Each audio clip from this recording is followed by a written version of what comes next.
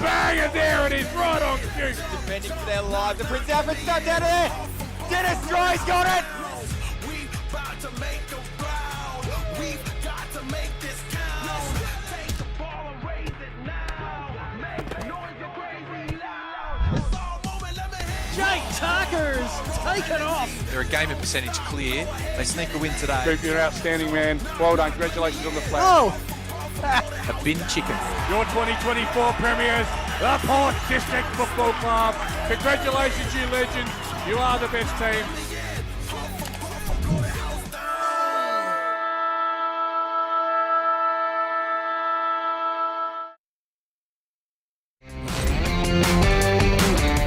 Yep. Welcome everyone to Country Living Homes Reserve. We have a massive encounter coming your way in the BTR Excavations Division 1. It's Port District taking on Salisbury North. First versus fifth on the ladder makes for a very interesting encounter with a lot on the line for both sides. Port District, they are top. If they get the win today, they secure a top spot and that elusive week off come finals time. And for Salisbury North, they need to keep winning to keep their finals hopes alive. Port District have the strongest lineup on paper for season 2025, so they will be right up for this contest. And for Salisbury North, they're going to need to pull a rabbit out of the hat, missing some key personnel. But with their dynamic game style, I'm going with Hable Ball, their dynamic forward line. There's enough there to cause some headaches. With thanks to our sponsors today, High Five E-Bikes, Custom by ORTC, Jag Meatworks, Kimberley Resorts, Sports Interactive, Classic Clashes, Dartfish and Archies, and Filming Footy. This is the Adelaide Footy League.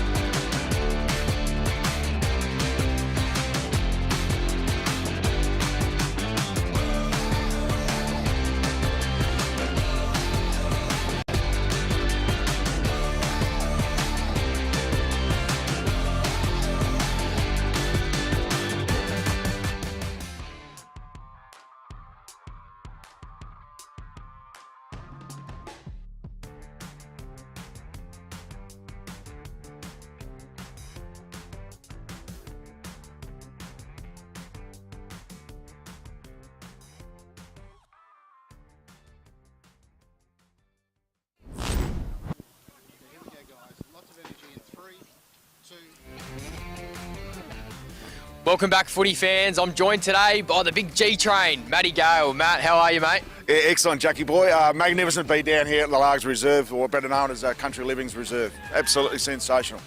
It definitely is, mate. Port versus Salisbury North on the agenda today, mate. First versus fifth. What do you see from Port District today? What's the keys? Look, Port District undefeated on their home deck. They've got a lot of season campaigners. They've played most of the season, so they've done all the prep work throughout the season. They've probably got a block of training that they're going through at the moment that might blow a bit of steam out in that second half. But these teams, Salisbury North, they've got everything on the line today. They need to win, otherwise it's an elimination potential opportunity next week against Sacred Heart. So big game, ramifications for both teams, particularly Salisbury North. For Salisbury North, mate, they are missing a couple of key personnel. How do you think they go about combating the likes of Lysette and their dynamic forward line? For Port District, obviously Callum Hay out in defence and Bobby Russo in the ruck. So how do you think they're going to go about it? Yeah, tough one in the ruck because Russo's been dominating all season. They've chucked young Tuck in the last couple of weeks. He's done tremendously well. They've had Deacon in for support. Unfortunately, Deacon's out of the lineup, so he won't be able to help in that department this afternoon. So also interesting to see how they use Scotty Lysette. Played full forward last week. The big man is the most dominant tap ruckman in the league. Do they swing him in? Do they get the easy kill in the second half and let him spread into the forward line in the second half? Who knows? It's going to be entertainment plus. The ground deck's looking pretty good, but huge game coming up, Jack. Certainly is. We'll be back right after this with The Bounce.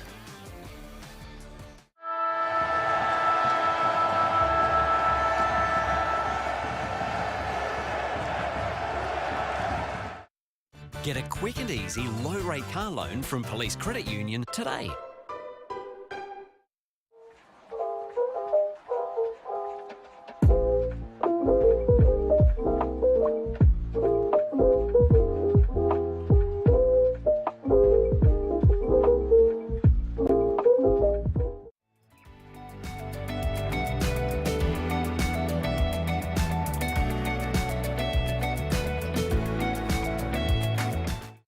New 氷結 Vodka, soda, and frozen natural fruit juice. Hello, yes.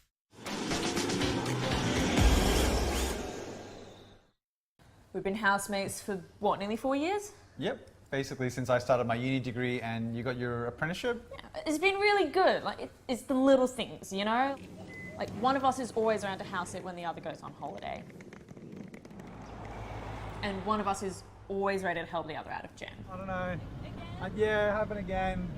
It's usually me. My HECS debt doesn't leave a lot of room for holidays or working transportation or food. But it's worth all the debt, right? No. But what about your debt? Debt isn't a problem for me. I get paid to learn.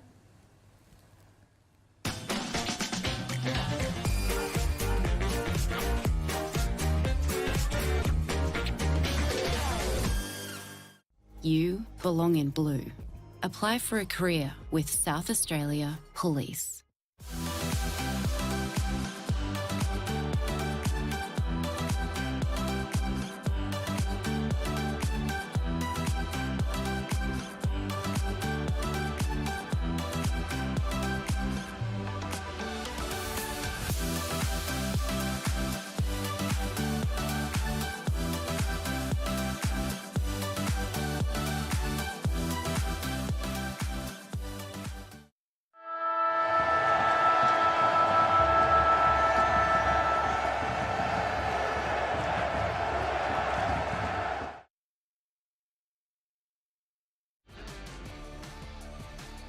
Welcome one and all, this is your BTR Excavations Division 1 Match Day Live here on Filming Footy, and we have a ripping contest coming your way. It is the ladder leaders and reigning Premier of Division 1, Port District. They are taking on Salisbury North.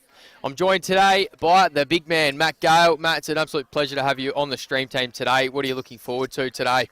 Thanks, Jackie Boyd. No, I'm really looking forward to a rock-solid encounter today. This is a finals game before the finals are played. Massive ramification, particularly for Salisbury North. The most likely scenario is that we'll just see them play off against Sacred Heart for that 5th position next week. But Port District's fine-tuning at the moment, probably going through a big training block, preparing themselves for finals.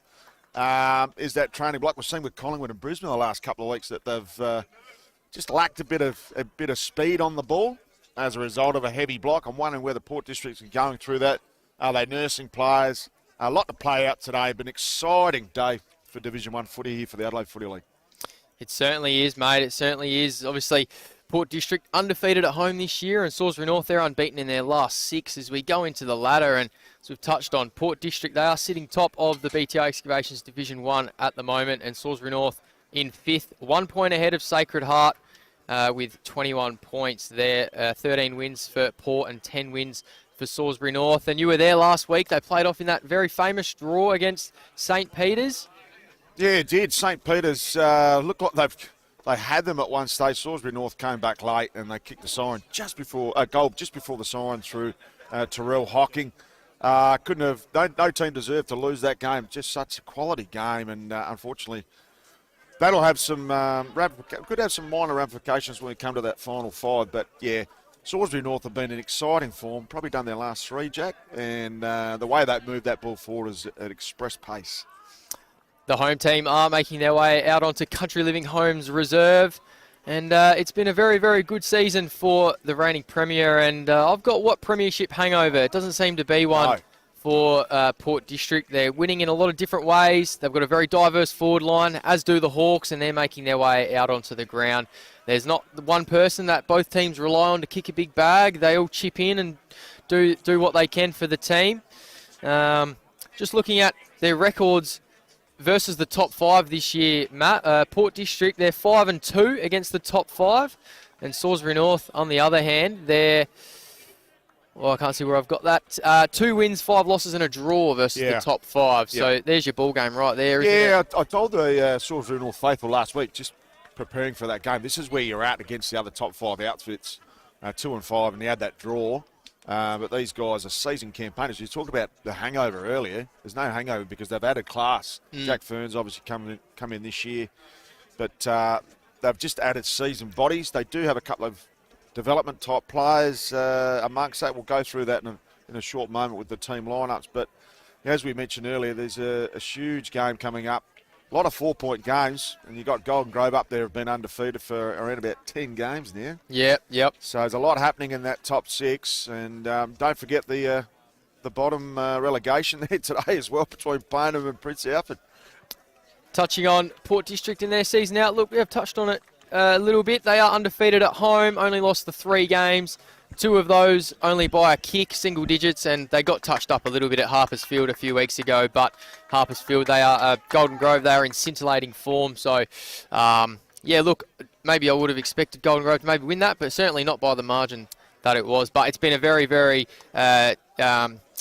regimented season for Port. They're just going about their business, aren't they? Yeah, you'll have a look at that. They've got the 3 sets of the 6 across the season. They've only lost 1 in each of those sectionals. So, expect them to... That loss would have probably made them a little bit more hungrier than anything else, Jack. Yep. Which is great to see, and they'll be looking to put on a big show on their home deck this afternoon. And it's going to be interesting to see how they fare over the next couple of weeks, playing Salisbury North today and Ross Trevor. Both teams, they're going to be throwing the kitchen sink at them, so it'll be interesting to see how they stand up. And on the other hand, Salisbury North, there's a couple of more red marks there in those sectionals that you're touching on, but the last 6, 5 wins and a draw. So they're playing some really, really good footy, and they'll be full of confidence today, I think. They are missing some personnel, which we'll touch on, but they're going okay. Yeah, Salisbury North are a team on the rise. First season back in Division 1 company for a number of years, and they'd be delighted where they're at, but there's still a mini final per se.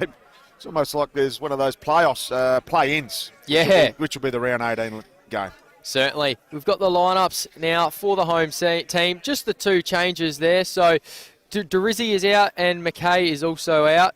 And into the team today is Hudson Ango for his A-grade debut. So massive congratulations to you, Hutto. Massive family ties for the club. They'll all be getting around him today, and no doubt under the pergola there they'll be chanting his name later on. And Harry Dwyer also into the side today. I really love Harry Dwyer as a player, Matt. 18 goals this year. He can provide the spark, and he might give us our Bianco magic moment today. Yeah, he's pretty hungry, Harry Dwyer. Missed out on the granny last year. Missed out on that premiership success. I will mention one thing, Jack. This Port District lineup is as settled as anyone Division 1. I did their Division 8 game, this same game at Salisbury North 9 weeks ago. And believe it or not, up until young Angove was laid in, they'd only made 1 change, and that was Tommy Gray. Goodness me. So that's an extraordinary lineup. Looking at Salisbury North now, a few injuries, but they have had a solid run. It's interesting how they work with Tuck today, because with Deacon out of that lineup, there's going to be a lot asked to Tuck in the ruck, and if he's up against Lycett, we've seen Lycett manhandle ruckman before. Tuck didn't play any footy in 2024 at all, coming off a knee recon, but he's got that youthful exuberance. I'm really looking forward to that matchup. But, yeah, this side is well balanced. I love the way that they structure up forward with the smaller lineup. But only the 1 change with Deacon out. And Ricky Thomas comes into the team today. Ricky Thomas comes in, yeah, exactly right. Yep. I'm going for Salisbury North. I'm going with Hable Ball. That's what I'm labelling it. Their offensive flair, their second best offense in the league. They love getting into a shootout, as we saw last week, 92 apiece versus St. Peter's. And it's probably no surprise with Hay going down. It does throw their balance in defence out a bit of a whack. So they just need to pile on the scores. They don't want a shootout. They do, and it is the second-rated attacking lineup in Salisbury North versus the number 1 defensive unit, and that's going to be a fair say in this. And it was the same way last week when they took on the second-best defence in St. Peter's. So they do leak goals. Hay is a massive loss with that ACL, and a lot will be asked to try and shore up that defence. And Callum Brown's been in great touch down there in the last line of defence and featured in their best players the last 2 games. We've got some previous meetings between these two clubs as well. We've had to go back a fair way, obviously. Back to the archives. Just one match this year, and it was 40-point win there for Port District. That was at Salisbury North as well, so a very comprehensive showing there from them, just flexing their muscles on the newcomers up to Div 1. Then we've had to go all the way back to 2017 for 2 matches where Port Districts also did the job, 33 points and 20 points. And there's a couple of players for Salisbury North. There's a couple of players for Salisbury North, a few fellas that I went to school with that played in those games in 2017. So they're going really well. That's Dion Lawler and Jakey Wagner, and they're one of the guns of the Salisbury North lineup. Big shout out to Darcy Shaft, or it might even be you, young Jackson, that's come up with that 2,968 days That's ago. all Darcy. And 3,038. He is on fire. The great man, thank you very much, upstairs. But yeah, a long time between drinks between these two powerhouses, the powerhouse of the Port and the powerhouse of the North. Fantastic to see these two clubs. You know, they're not private schools, which we called a lot of those games last night in the 3 grand finals at Karen Rolton. But these are powerhouse community clubs. They stand for a lot. Yep. And I'm glad to see they've come down the highway from Salisbury North. They've come down in their droves today. Yeah, they certainly have. Look, I'm from the area of Salisbury North, so I know how much the club and the community means to the people around the club. But you've also commentated a fair few games there this season as well. What have you found from going down to the Nest this year? Oh, it's a fast track. Yeah, it's a similar to this. It's a very hard deck, but they're unbeatable on there. They know the pockets well. It's a bit like district players here. They know the pockets, where to shoot from. And the coin toss is about to take place. So Lewis Sharrod and Geordie O'Brien, a couple of the upper echelon of footballing talent in this competition. Umpire tosses the coin. Geordie O'Brien has he won it? He has. He's going down to the southern end and will kick to the right of your screen. And Port Districts will kick to the left, and kicking a home in front of the Largs, the legends in the last quarter. I'm gonna call that the Morn team end there, Matty. None of this southern and northern stuff. It's gonna be creative, mate. The Morn team end I'm going with today. I do know. I played in a premiership with the owner of Morn team, Daniel Thomas and the crew down there. They've been staff. Don't worry, they haven't got just the forward. They've got the care. They've got a few things happening there. The Thomas family. He's got half of Port Road lined up there, Thomas. Yep. Don't worry about that. Yep. The mayor of Kersbrook too, old Daniel Thomas. Very good man. He'll love that shout out. What's some of the battles? Oh, we'll go to the round 17 fixture before we touch on this game just around the ground. Sacred Heart and St. Peter's. We're going to have our eyes peeled on all of these clashes. Yeah. Broadview are looking for their first win. Payneham and Prince Alfred, relegation dogfight. Golden Grove and Ross Trevor, they're playing out to hold on to another 4-point game, a top 3 spot, and Ross Trevor can still get to the top 3 if they get the job done at Harpers Field today. So plenty on the line for all of these teams. The one thing I'll notice there is probably Glenunga's the only one that doesn't have much to play for there. They've got that one eye on the footy trip, I think, mate. They're in a bit of no man's land at the moment. Yeah, they are. They've had a difficult year and a fall from grace at that. So, yeah, they should finish off with a home win there. Broadview ducking 16, so tough fight for them. Sacred Heart, St. Peter's, absolute perler there. Payneham and Northern Union need to win against Prince Alfred. That is the relegation game there. It's the mini final. Gold Grove, I'm looking forward to seeing that result between them and Ross Trevor, because they're a couple of teams on the rise, and we've got that blockbuster here today too, Jack. Thanks to our sponsors today for bringing you this fantastic broadcast right here on Filming Footy, uninterrupted, of course. We've got High Five E-Bikes, Jag, Meatworks, Kimberley Resorts, Custom by ITC, Sports Interactive, Classic Clashes, Dartfish, Archies, and with thanks to Filming Footy, we have a great clash coming your way. Round 17, BTR Excavations, Division 1 Adelaide Footy League. It is match of the round. Only seconds away from the opening bounce. There's also plenty of awards that will be given out at the end of this game. We've got the Belgravia Apparel Best on Ground thanks to Archies. And we've got the Bianco Magic Moment and the Mosley Best Team Man. So if you are watching at home and you've seen something that's caught your eye, a Magic Moment or a Best Team Man, feel free to get in touch, and we'll try and incorporate that as best we can. We love the involvement of the community and the engagement that we're getting this year. It's been very good to bring it to you. Now, Matt, some of the key battles that we're going to focus on today. Obviously, the ruck is huge. Sammy McKay out just sort of leaves a little bit of a hole in Port District's forward line, I think. And, of course, the midfield. If Salisbury North can get it going their way and get some scoreboard pressure on early, then that's the key for an upset, I think, in my opinion. Yeah, Sammy McKay's a big out because he gives him so much versatility and flexibility. He can go into the ruck and complete quarter. Yep. Allow the big fella to go up forward there and lice it. And yeah, Tommy Gray will be interesting to watch on him. He did a pre-game match fitness test. I don't know. He obviously got through okay, but he didn't look 100%. So I'm interested to see if he's got the endurance and the tank to go the distance. We've got a couple of players on the bench there in Lawler and Hocking we spotted. So rotations are huge in this context, and you need fresh legs, and Salisbury North got a youthful exuberance up against a very seasoned Port District.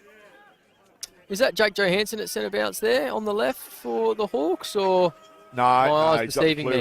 No, he's at right half forward. No, it is. Nashville. He's on the ball. There we go, opening bounce.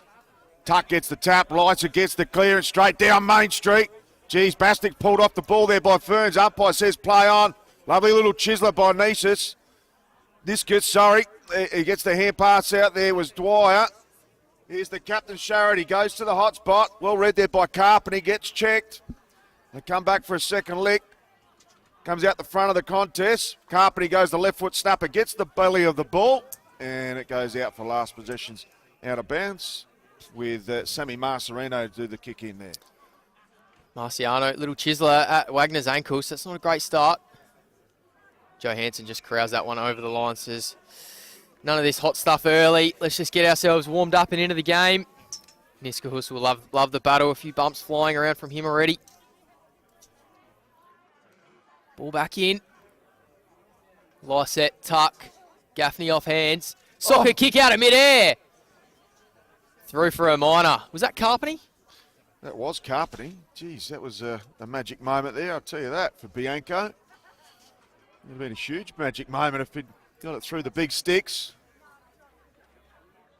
So just sizing up the options for the kick-in duties. He's got one short on.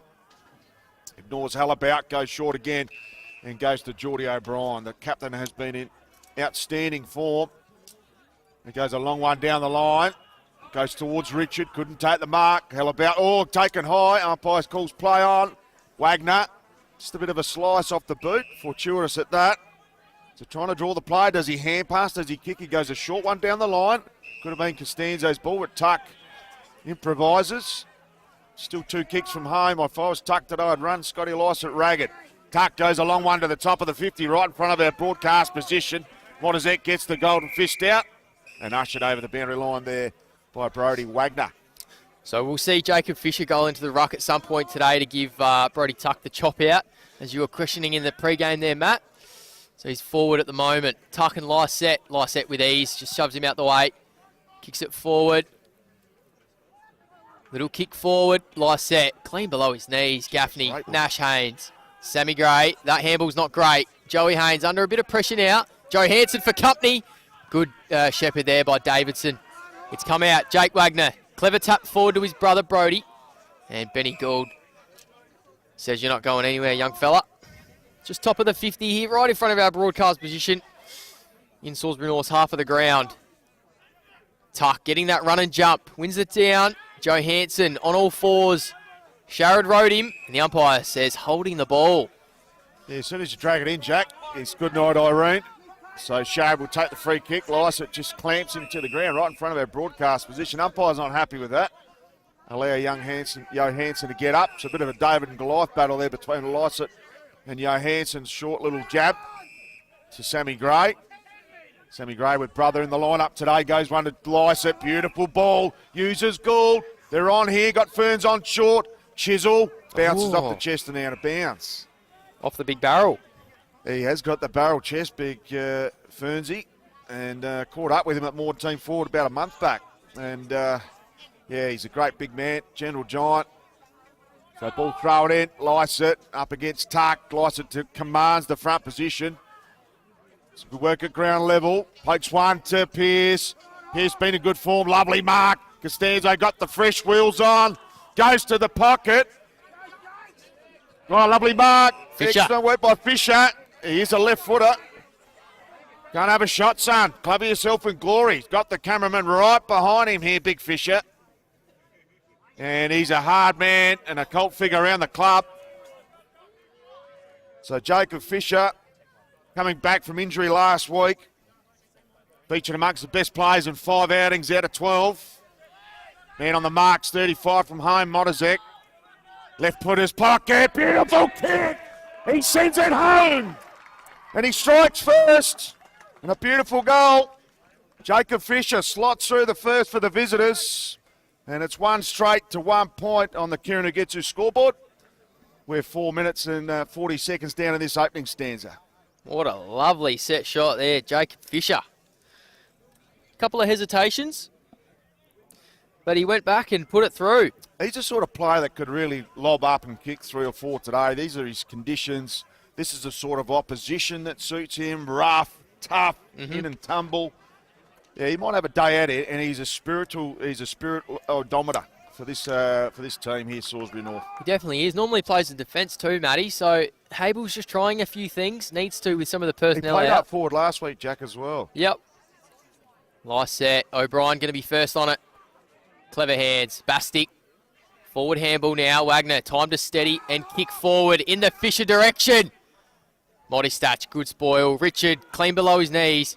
Sharp. He's got Brody Wagner working for him now. In hot pursuit is Gould. And he does well.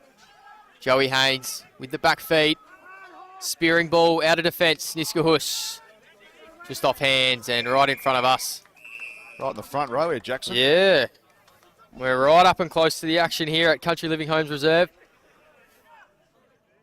Looked to be some poor weather coming across, Matty, but the sunshine's just coming through at the moment, so no excuses here for both teams.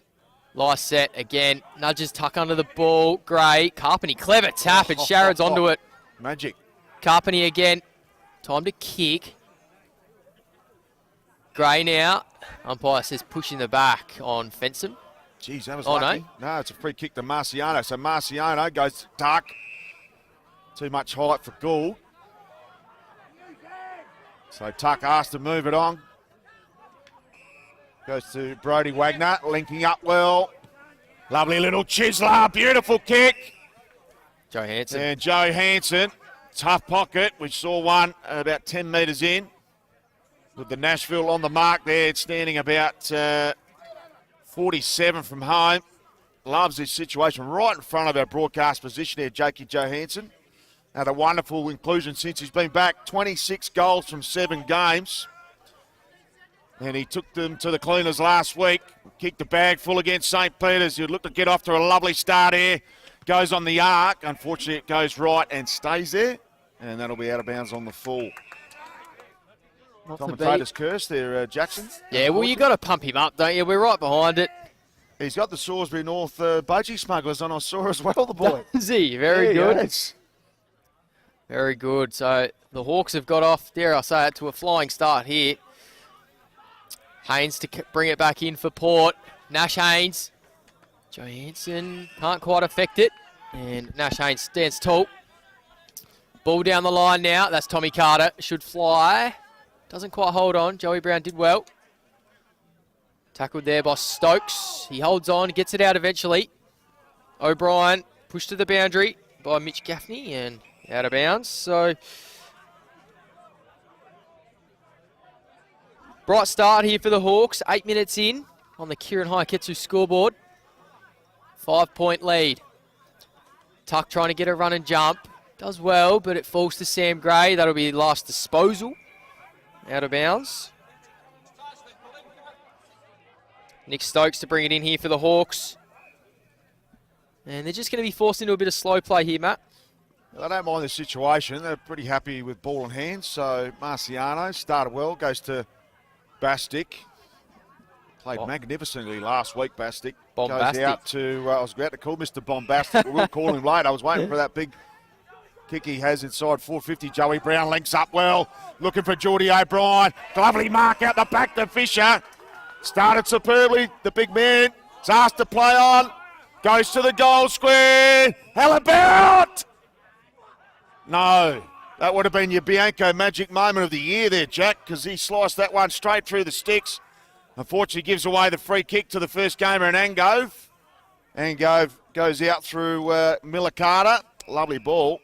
Very clean with ball in hand. They know this pass superbly well. goes back here to Milikata. They got one on the 45. Or some swooping there by the Hawks forward. Comes out to Shawnee Davidson, very experienced campaigner. Goes to Coot Gaffney, loves this situation. Had quite start though. Goes to Lysa with a little poker. Teams up with Gould. Beautiful run. Does he go to first? Does he go longer? Goes in that back, the one out the back there. Some clever work. Goes to Carter. Carter feeds off. Just sizing up there, Dwight. Goes backwards to go forward. High up and under from Gould. Will it stay in? It should just stay in the field of play. Touched in the end. And it should have gone out by now, and it does. So probably had a little bit more time than he thought there, Fenson. And not enough yap in the ear and instructional voice, Jack. Very open game of footy, isn't it? To start with here, Matt. It's in Port's 50 now. Tuck with the run and jump. Big fist. Wagner. One arm pinged by Gray. Umpire says I'll have it. Dangerous tackle there. Geez, there's some heat in the kitchen. There is Sammy Gray's right up for this one. Umpire was obscured, unfortunately. Couldn't see that heavy hit. Yeah, it's like the mini league out there at the moment. There's a feast of them out there. There is Carter in the ruck now for Port, and he's got a ground ball here. Miller Carter, snapping ball. Not going to register a score, and no one got a hand on it, I don't think so. Last disposal for Callum Brown to bring it back in for the Hawks. Plays on straight away to Bastic. He's got Hocking down the wing. He's going in that direction, but it's a 1-on-3, so Lysette will eat that up all day long. They can't exit back 50 like that too many times today. They should learn. Costanzo back with the flight. I think he's going to earn a free for his troubles too, so great work there, Dom. Short ball on the 45, Joey Brown. Moving the ball well, aren't they, at the moment, the Hawks? It's not a great kick, just hung it up a little bit for Lawler and allowed Ferns to come across and knock it out of bounds. Tell you what, Jackson, the Country Living Homes Reserve, the steak singers are smelling delightful here. They bloody are. Kieran Agitsu's scoreboard's been a bit slow on the stem. Only one goal, plays 1 point. Then we're 11.5 minutes down. Opening term, Lysa gets the punch, heads towards the boundary line, looking for a runner. Trying to get that ball there was Miller Carter. Did they keep it in? And the umpire says, my ball.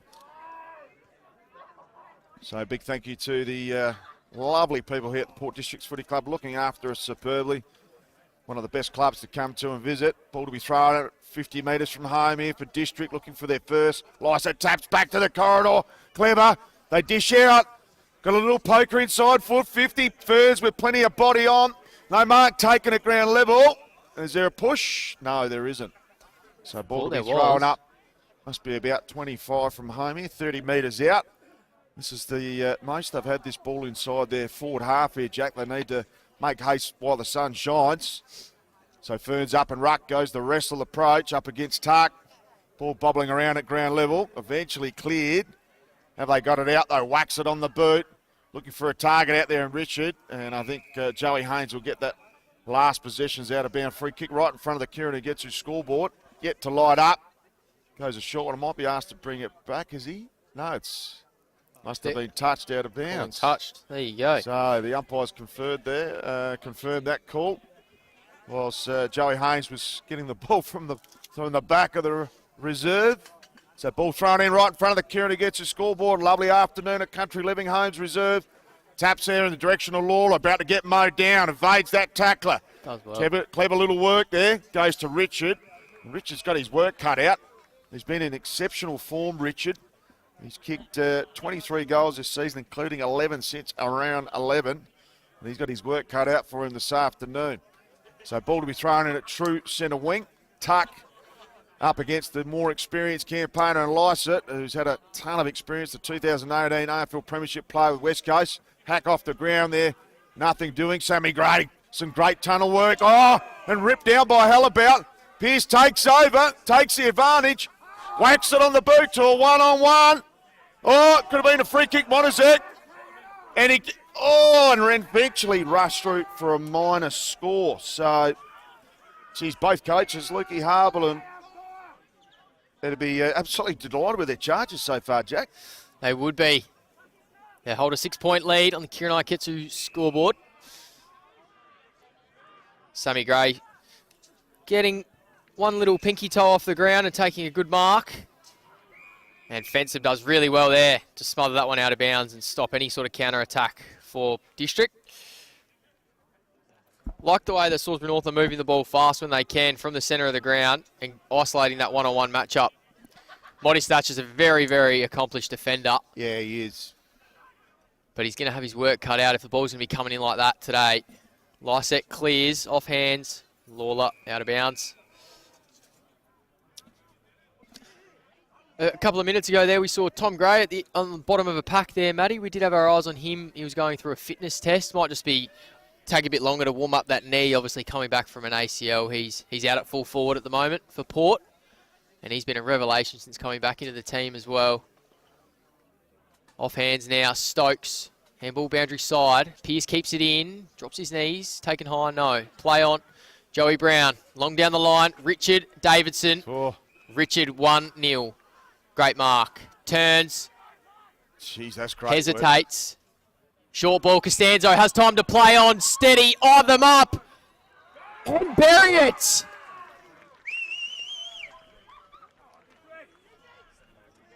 Fantastic finish there, Costanzo. Jeez, bit of poise. Hesitates. Put it straight through. Short ball. Costanzo has time to play on. Steady. Eye them up. And bury it. 11 points now, Salisbury North on the Kieran Hayakitsu scoreboard. Dom Costanzo, he is a very, very underrated footballer. He gets forward of the ball when he can, and he will hit you on the Kieran Hayakitsu scoreboard, and that is a superb finish. So teaming up well there. It was a great build-up. Going to add to that there, Matty.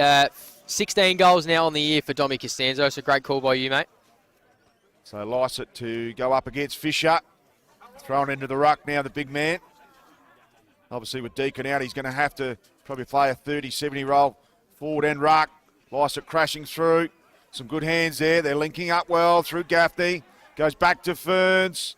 Under the pump. He's got a fleet foot near him, including Pearce, and he hits hard, Pearce. Some good tunnel work by Pearce. Gets it on to Hallabout.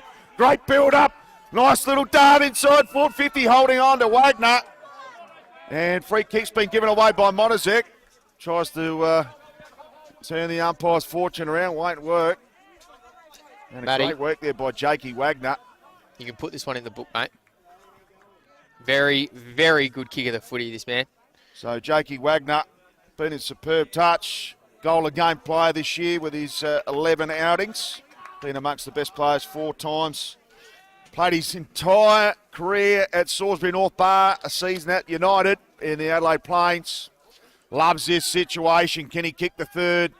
Build it out to 17 points. It drifts to the right early. Commentator's curse. Lost him. And the most surprising thing so far, Jack, is that we've got a goalless Port District almost 17 and a half minutes down opening stanza, which is incredible. Hallabout chops it off from Joey Haynes' kick in, and he's just about got the journey here. He's not going to go there, though. Sees Richard in the hole and finds him. That is centimetre perfect. Richo gave him the thumbs up. That's great forward connection between the two big men down there. He's a prime mover, Hallabout. I love watching him play. And that was perfect. Picture perfect there to Richard. Tell you what, you described Malachi Carruthers as the Rolls Royce of the competition. Hallabout's got his called him a Rolls Royce last week. Got his hand in the cookie jar there for that one as well, I reckon. He does. And it's Malachi. I did get told by the ladies at the canteen last week at the Spockos. Whoopsies. Tyson Richard, 23 goals on the year, 11th in the Adelaide Footy League on the goal kicker standings. This to give his side a 3-goal lead.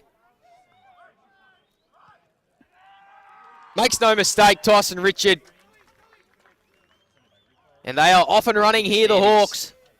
So Richard adds his 24th goal This to give his side a 3-goal lead. 107 games at the club there at Central District. And makes no mistake, Tyson Richard. To have him in for the season. Been amongst the best players in about a third of the games, and he's an impressive figure up forward. And Shawnee Davidson, well, he's going to have his work cut out if he's playing on him the whole game. That's where McKay would have been useful because they could have swung them around. They could still swing Modazek onto him, I guess. They've got a couple of different options at their disposal. So back to the middle. Lysett up against Tuck. Tuck goes up early. Lysett gets the clearance. He's in good form. Goes to Sammy Gray. Goes out to Carter. Lovely mark. So Tommy Carter, does he have a shot? He's got a couple of lead-up targets there. He goes towards Tommy Gray. Worm burner, well read there. And excellent work by Callum Brown. Get on down, get on up. And between him and Joey Brown, they've got half that back line covered. Joey Brown, obviously the quarterback, and Callum Brown, the major stopper. The wall of Great Wall of China. So ball to be thrown in. 30 metres from home here for District, still goalless. Only the one solitary behind thus far. Goes towards Ferns, can't pick it up. Trying to get out of the contest is Salisbury North. And ball should be held up. Umpires, magnificent work so far. They've just let the players go, trying to encourage them to get it out. So throw it up. 35 from home. Lycett grabs it out the ruck, tries the hand pass off. James held up. Eventually spills out. Niskus goes to a target up forward, and it's going to be chipped in there. Lovely work by Brodie Wagner. He read it superbly.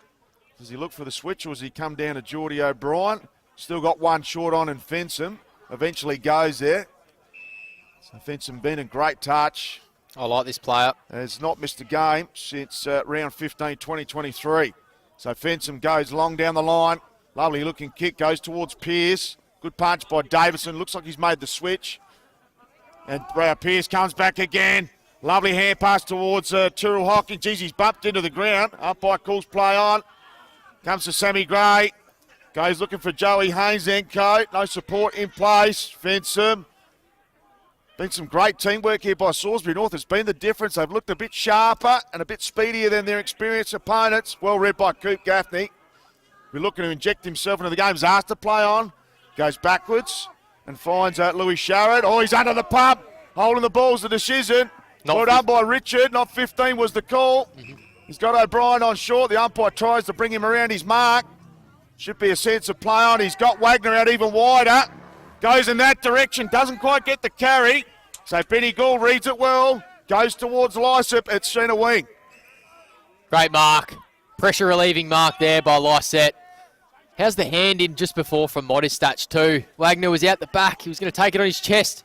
He got the fingertips on it. Lawler in front of Millicata, behind Millicata, and out of bounds. Have a look at James down there on the boundary, getting you the best shots down at ground level. Geez, thank God we've got Sir James Moody on our team. He's a magnificent operator. 3-2-20, plays one behind here at Country Living Homes Reserve. Ticked into red time. Lysett. O'Brien off the deck, smothered. Gaffney, good pressure, hell about. And Wagner. The pressure from the Hawks has been red hot.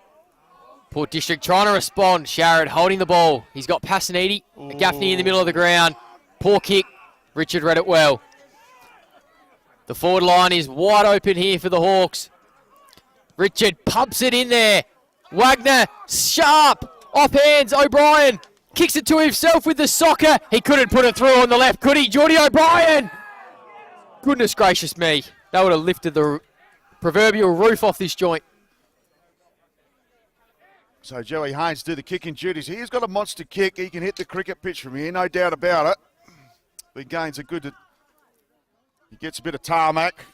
Goes the long driver to Sammy Gray. Geez, he got some good body check there on Richard. Oh, Richard just swung the kitchen sink there. He might be a report there on Richard. Silly. And it is downfield. He did club him. About it. It's interesting to see. We'll have a look at it here. There's a bit of tarmac. Got the replay. Goes the long driver to Sammy Gray. Geez, he got some good body check there on Richard. Oh, Richard just swung the kitchen sink there. Kidneys. Burns goes inboard. Dangerous kick. They're up to the occasion here, Salisbury North. Oh, and another turnover. Pearce swoops. So the Hawks are on today. Pearce just needs to pick it up, the Slim Shady. Tries to paddle it. Only goes as far as Joey Haynes, who finds Dwyer. So Dwyer's been impressive this year after missing the 2024 granny. Goes to Coop Gaffney, the quarterback. He's got one on out wide. And he switches play. Beautiful kick. Finds Passaniti. Passaniti goes on the 45 to Joey Haynes. He's got some runners, including the Nashville and Coop Gaffney. Needs to push off his mark now. Should be asked to play on. Give him plenty of time. Sammy Gray, as the name is, the grub. He gets it at grub level. Great kick. So a lovely kick to half forward to Dwyer. He's about 70 from home, Harry Dwyer. Goes long, teeth of goal. In front. Big grab. Jack Gaffney. Sensational mark flying across there. Shades of Leo Barry with that sort of effort. 24 and a half minutes down. Could this be their first goal, Jack? It's been very, very slow. They got the Kieran gets his scoreboard for Port District. Only the one behind thus far. The first behind, 80 seconds into this game, and Salisbury North have done all the running since. So this one to give a momentum steadier here for Port. Hits the woodwork. Jeez, 3/4 of the way up too. So Salisbury North left a couple on the table here because they probably look like they're a 4 or 5 goal better team at the moment. 3-3. They've had the 6 scoring shots to 2. Good kick there out the full back position by Costanzo, looking for Tuck. And here's a bit more pressure. Tuck tries to dish off. He's done there. Holding the ball. Got his pocket pick there. They've just lifted. Like carpeting. They've just lifted in the last couple of minutes. Yeah, they have the pressure meters lifted. They go short to Ferns. Might not be Ferns. That might be Niskus. Tommy Gray, sorry. Got the fresh added ink work. He had the long hair a couple of weeks ago too, Matty. I didn't recognise him first up there with the bold pill. I could not recognise. I only interviewed him in 2023 late, about 2 years ago. So Tommy Gray hugged up against the pocket there with the Largs legends. He'd know these pockets well, although he's only been here a few seasons. So Tommy Gray, deliberate approach. Bit of left to right action. Does it stay in? It hits the point post, and that's out of bounds on the full on the old scale.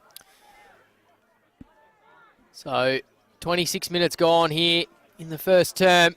Most comfortable they've looked all day, though, District. They've had the 2 shots in the last 2 minutes, but been pretty slim pickings up until then, Jack. Yeah, it has. Salisbury North, you could probably say, have controlled this first quarter, and they're just trying to see this one out to quarter time. It's with Lawler in the back pocket for the Hawks. Kicks it to a pack of players. Tuck coming across. And Lyset holds on. Ball comes out now. Can they go? You see, as soon as the ball finds a Salisbury North player at ground level, they just take off. They just take off speed forward. on the ball here, Jack, and that's the important thing. You've got to beat these guys before they get their numbers behind the ball. That's the Hable ball that we're talking about, isn't it, Matty? Yeah. O'Brien's short. So they'll let them get behind the ball now. So it's going to be hard to circumnavigate through here. And they just kick the contest where all the numbers are. See if they can do it again. Haynes, though, says not this at this time. That ball's looked a bit weird, but it worked out to Gaffney, who turns, as he does so often, faces the game, tries to get it moving. Passanidi in the Niskahus direction. He rolls straight away. What's the umpire's seen something. Upfield here. Right, it's a switch. There's been something behind the ball. It's a Salisbury North ball. So Fisher's got it. He had Sharp on his own in a one-on-one in the 50. Still goes there. Passanidi can come across. Sharp. Umpire says play on.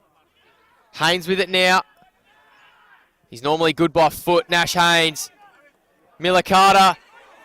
Probably taken high by Lawler, but the umpire says play on. Johansson now. Very clever inside 50. Costanzo.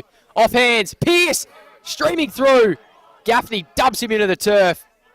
Miller Carter. Handball back to Johansson, who let it go, and he's going to have a shot, potentially. Great Eddie kick, Hocking there, yep. Yeah, steady Eddie there. Very steady.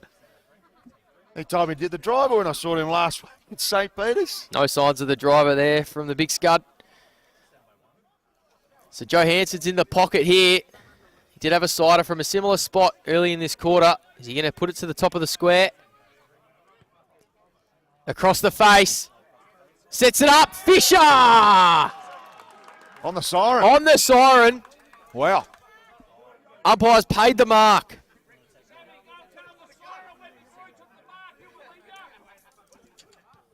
And Fisher pops it into the neighbour's backyard.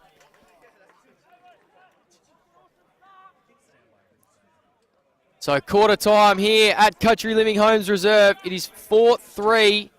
And Fisher pops it into the neighbour's backyard. Port District, 2 behinds. The away side, they're off to the races. 25-point margin. We'll be back with the second quarter right after this here on Filming Footy.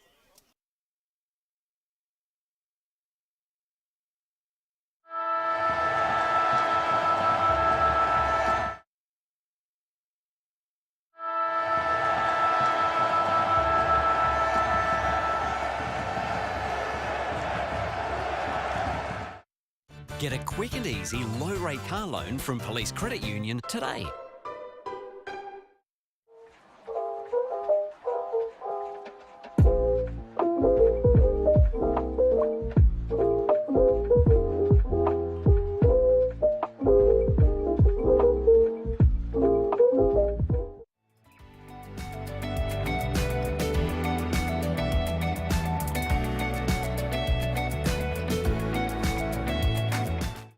New 氷結 Vodka, soda, and frozen natural fruit juice. Hello, yes.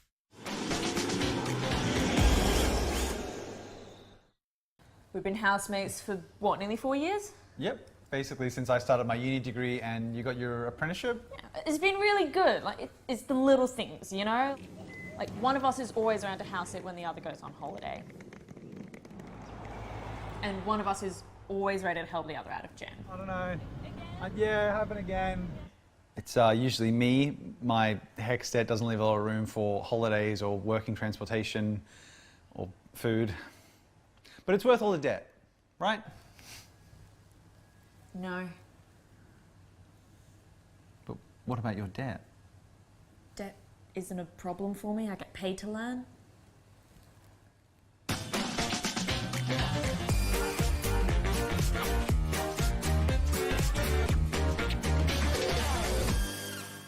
You belong in blue.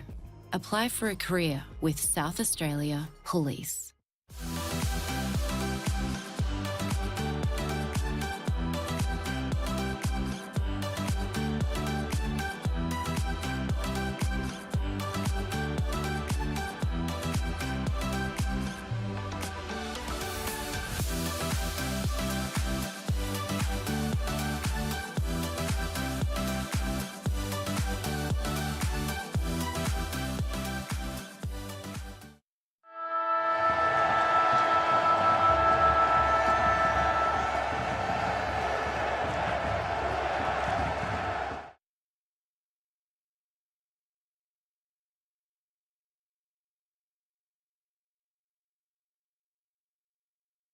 Salisbury North, high octane footy, and it's showing on the scoreboard. They hold a 25-point advantage. It's 0-2, plays 4-3-27.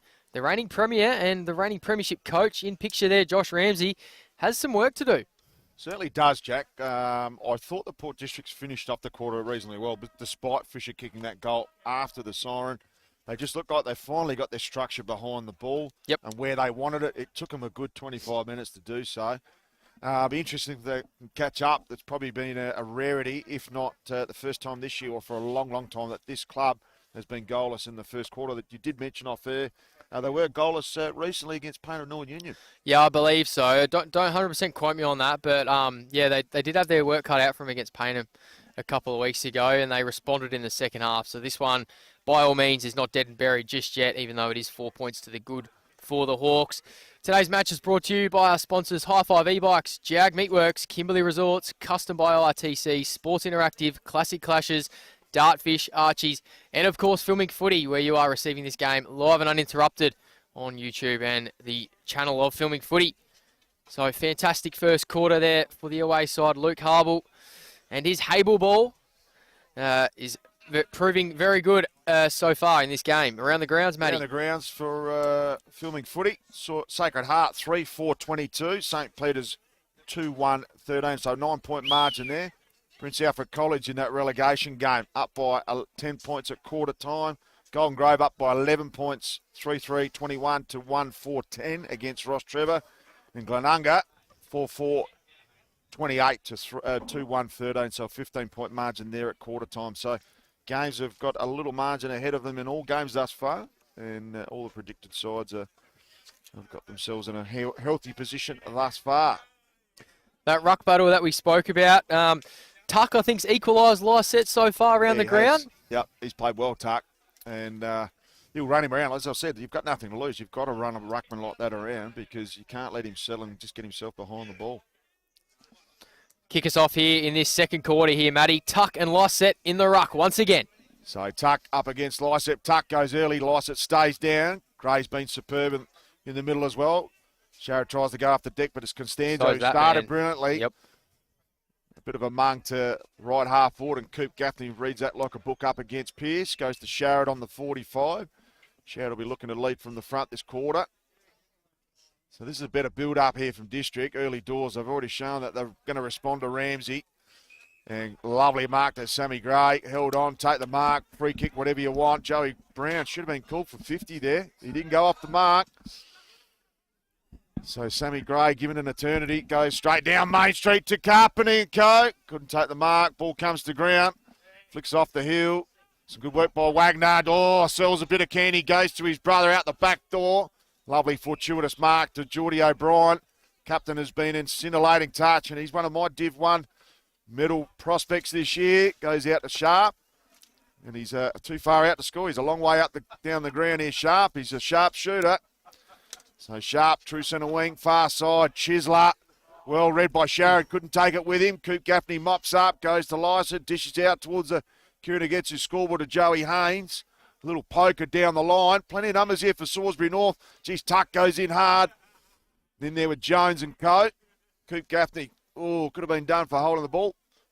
Players asked to continue on as they do.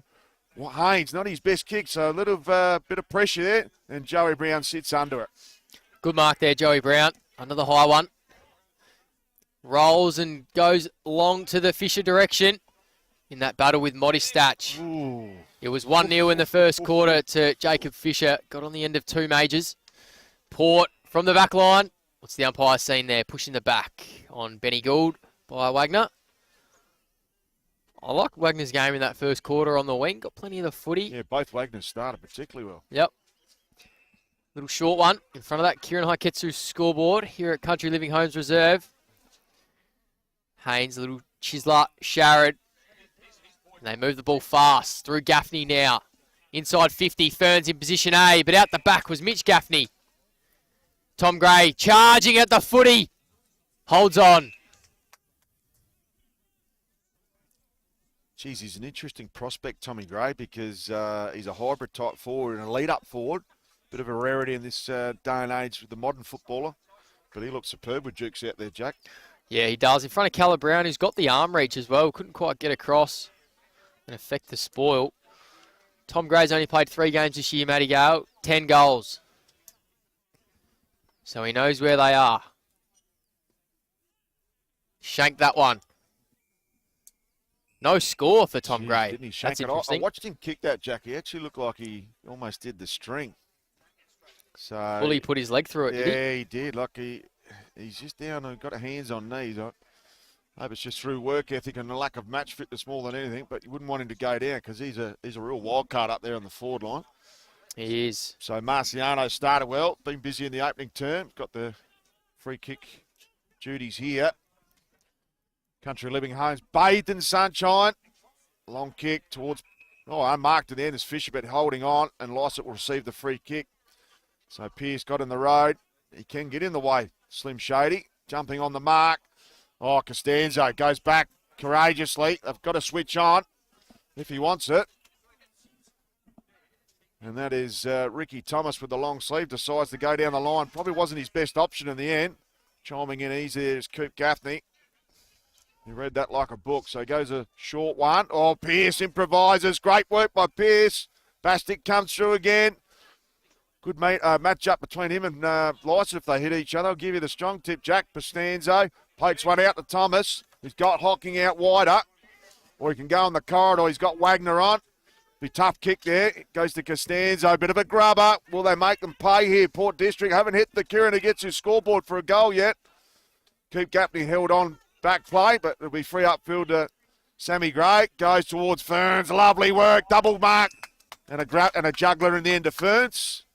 And he will have a shot with the man on the mark, 30 from home. Turns his back on the play. Don't really like that, Jack, as a key forward myself. But Ferns knows this over well enough that he can turn his back on it. So Ferns into the lineup this year. Over 202 club games for the Woodville West Torrens Eagles. Deliberate approach. Bit of a stutter step. Goes to the right early. Stays there. Down this Morn team forward end. So we're out to 3 behinds. Margin 24 points straight. 4 goals. Play in from that kick in. So Wagner got a couple on the pocket, just a little poker to Joey Brown, who plays that quarterback role well, Jackson. He does. Little short one. Tuck holds on. 5 minutes into this second quarter, and that was the first score of it. An even 4-goal ball game here for the Hawks. Tuck, a little chiseler down the line. Lawler there. I wonder if he'll go back. He does. He loves going back, Dion. Oh. Marciano under pressure. Brown. Mucking around with it there, Jack. Yeah, look at the structure from Port District here. They've got a magnificent press set up. This is how they like to play, though. Game plan on, but nothing on the current. Oh, that should have been a free kick here. So it's with Marciano, sporting a similar moustache to yours truly. I don't mind it from him. Costanzo holds strong in front of Miller Carter. Hey, and 25. And 25. Well, you can't go the jugular, Jack. You can't. I wonder if yours truly. I Look at that one. Yeah, we do here. Costanzo holds strong strong in front of Miller Carter. Hey, That's the second one here on Marciano. And 25. Right in the jugular. So a bit of ill-discipline there from Miller Carter.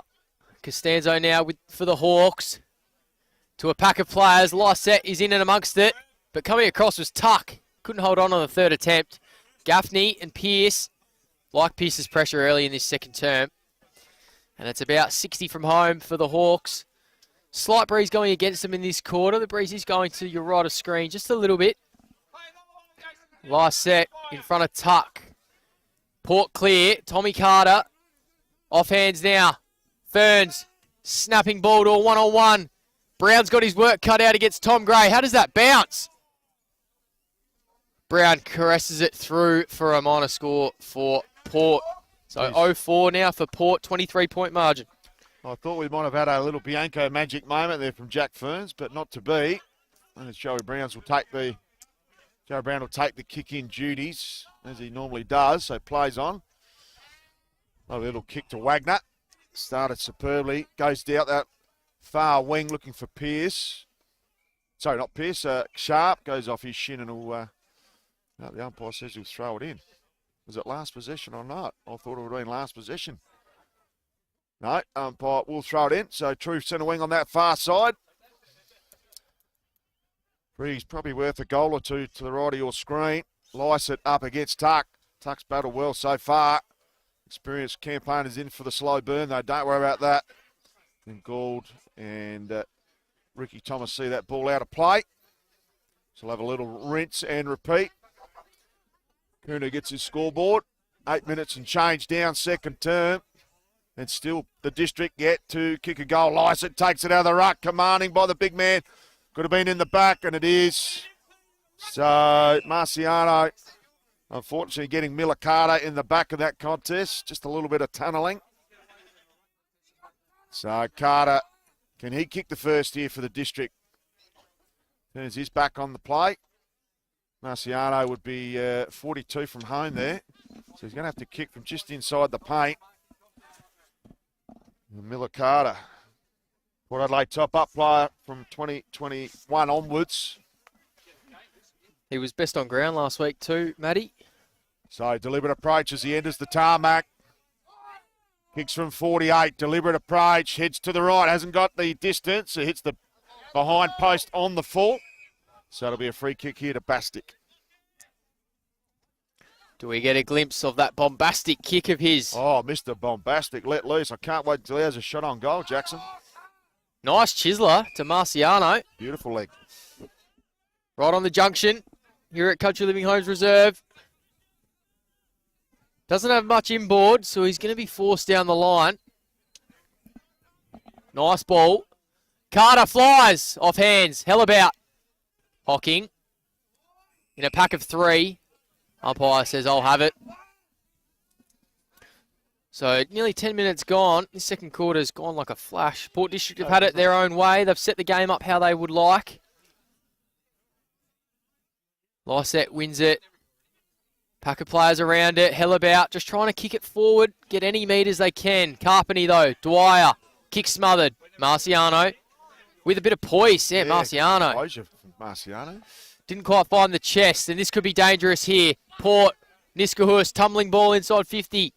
Bastick, Ferns, Gray, Brown. Gray ends up with it, gets a handball. Ferns, good tackle, Brown. Handball to no one in particular. Tommy Carter, sensational pickup. Tom Gray, Bastick. Salisbury North fans pleading for holding the ball. Umpire says, I'll have it. 30 out from goal for Port. So interesting poise. District love a goal. That's an understatement. Still goalless in 1 quarter and 10 minutes. So it comes towards Tommy Gray. And as far as Johansson completely down the other end. So Johansson way out of his depth down here. Just goes to the pocket to Stokes. Stokes goes to Hocking. Hocking got one on short. Too short, in fact. Won't get the required 15. How smart is that from, as it goes inboard, Costanzo, good mark. Sorry, just Johansson there. He saved a goal. How important is that? That could be very important later on in this game. Great game sets as he goes to Richard at half forward. Geez, he's got a lot of coverage on that. He's called a free up. Good advantage. So it goes out towards Joey Brown. Goes in a foot race. Needs to settle here, Brown. He's normally pretty composed. Montezet gives the check. Comes here. Oh, Fisher, left foot. Couldn't get that ball over those 3 players there. Coop Gaffney dishes out wide. Goes to his brother. So they're teaming up through Gould. Whacks it on the boot. Ugly looking kick as it goes through the hands of Sharrett. Here we go. They play on. Here's one out the back here. Look at this. Tommy Gray. Beautiful kick. And this will guarantee their first goal. So that's the best passages of play thus far for the district. And they just had to take the game on with a counter-attack. We haven't seen that thus far. And I guess that's going to break through any line if you force that ball forward quickly. So Tommy Gray, deliberate approach, loves it and kicks a ripper. And the first on the Kieran Agutsu scoreboard, which reads Port District 1, and I guess that's going to break through any line. And Salisbury North 4-3-27. 17-point buffer quickly. So Tommy Gray, deliberate approach, loves it. We are 12 minutes into this second term, and that is the first goal, as you can see on the Darfish replay there. 17-point margin to the Hawks. And it's probably fair to say that it's been all Port District in this second term there, Matty. I know it's 17 points to the good, but Salisbury North would desperately love a goal here just to halt a bit of momentum that Port District might be gathering. It has been all Port District, particularly for most of this second term, but they just haven't hit the Kieran Agutsu scoreboard up until now. They've battled so well in this arm wrestle here, Salisbury North. Last set. Fish has gone into the ruck for Salisbury North now. Wagner, can he get his hands free? Does, sort of. Falls to Sammy Gray. Last set with a bit of agility. Goodness gracious. Snaps it out of the area. Ferns flies. Off hands. Retrieves his own ball. Shrugs off Lawler. Coming through for the second tackle there was Fisher. Important tackle there by Fish. Has Wagner on short. Goes over his head to Pearce, who sits on Gaffney. Come to ground. Wagner. Gaffney shovels out a handball to Gould. He won't stop running all day. Kicks it up the chimney. Benny Gould. Umpires found a free downfield. I think Benny Gould got dumped with after he kicked it. So play just slows momentarily. It's with Jack Gaffney. He had a sider in that first quarter too. Umpires called play on. To 25 out, Tommy Carter in the great position. Run underneath it though. They just haven't quite had the forward connection here at Port. Carpeny, Mitch Gaffney, left footer. Tommy Gray, the recent goal kicker. Kick smothered, goodbye, Fensom. Good tackle. Pressure's up from the Hawks. Jamie Jones, snapping ball. Harry Dwyer. Miller Carter don't look good. Tommy Carter good tackle. Bit proppy here. Pressure's up from the Hawks. Great Jamie finish there Jones, by Harry snapping Dwyer. Ball. Good tackle, Sam Gray to force the turnover. I actually thought Jones was done holding the ball only seconds before that, so I think the umpire just let that play go, Jet. So 11-point margin here. The game's just gone up a notch, hasn't it, Matt? A little bit of a momentum swing here, Jack, so it'll be interesting if they can string a couple together because they can score quickly. They've still got time to level this up before half-time or even take the lead. They've kicked 2 on the trot. Salisbury North just need to continue to put the nose to the grindstone here. Don't worry about getting an arm wrestle. You need to keep scoring. Fisher decides not to go up. Comes out of that tackle. Some great work in the middle there. Some heavy lifting there by Fisher. And he's got that Anthony Ingerson type about him. He's awkward, clumsy, and he just gives 100% effort and courage. So Lycett pushing him around, goes the punch, and the fend-off might have been a bit too high. I think the umpire's interested in that fend-off on Fisher, or was just Fisher trying to grab the claw there of Lycett? No, there's another free kick here to Mitch Gaffney. Goes out wide to half forward, goes to his brother, Jackson. Geez, he's hit hard, maybe a bit of friendly fire. Good work at ground level. They dish out through Gould. Eventually get it to the pocket in the direction of Ferns and Sharrett. And that's a deliberate punch out of bounds there. I don't know if he'll get away with that. Umpire eventually says... He went to. He went to. The one arm. I don't know whether he actually had enough. Geez, someone's been dropped there. That might have been Lewis Sharrett. So State's giving him a little push down. So tempers start to flare. Good punch there by Ferns. Goes to the hot spot. They're lurking and they're queuing up here, the district. The Gaffney's in the thick of it. Taken to ground by Jones. Ball held up. 15 from home here for the district, looking for their third on the run. Third on the bounce would be pretty good if they can get this one, Jack, because they've been out of the game for most of it. Salisbury North been pretty commanding in the first half. Quick little kick out of that contest. Goes towards Gray. Well read here by Thomas. Does he keep it in? Decides not to. Probably his best option in the end. So, interestingly poised at the moment. Next goal, pretty critical in this phase of the game, because it'll give either team the ascendancy going into the halftime break. Ferns does the wrestle. Could have been high on Fensom. Some great work by Carpeny. Wheels and deals. Dishes off to Dwyer. Goes to the hot spot. Sharrett held on. Not seen by the umpire. Wasn't seen. And taken through by Johansson down on that defensive line again. He plays on immediately, Jack. He does. Chipping ball over the top. Wagner plays on the Brody variety. Down the line now to a 2-on-1 and Modest Statch. That's his first intercept mark of the afternoon. Such a reliable contributor down there for Josh Ramsey. Goes to Haynes by hand, who pumps it long into the 50. Fisher just nudges Ferns under the ball. Umpire says illegally dealt with. Umpire. One's called my ball and one's called a free kick. So interesting what they go with. Nah, central umpire says no, I'm taking control here. Good work by that central umpire in the main positioning, because he stuck to his gun, so well done. 40 out here for Port. Handball out, Bastic. Ferns ends up with it. Snapping ball. No one's in the goal square. How does it bounce? Straight up. Gray out body. Snap. Goal. That was smart. That was too easy. And Tommy Gray slots through. Handball out, Bastic. Ferns ends up with it. Snapping ball. No one's in the goal square. How does it bounce? This one. Straight up. Gray out body. Snap. Fantastic, goal. As you called. Just nudged him under. Smart. And it's 3-3 to 0 in this second term. So it has been all your reigning premier. So back to the middle. Umpire's already found a free kick here. Or is he just giving Fisher pretty friendly advice? Get back in your position, son. I'll worry about throwing up. You worry about jumping at the ball. Thank you very much. So back to the middle. Tuck and Lycett will recommence. Fisher giving some quality minutes in the ruck there, the pinch hitter. So Tuck just tries to grapple. Wouldn't be his best option. Wagner being held on. Not seen by the umpire. Brought down by Lycett. O'Brien's lost his boot. Yeah, Brian's been quieting down this quarter, Jack. They've restricted his flow. So he's got Mitch Gaffney there for company. Comes out towards the half-forward flank. They're on a roll here.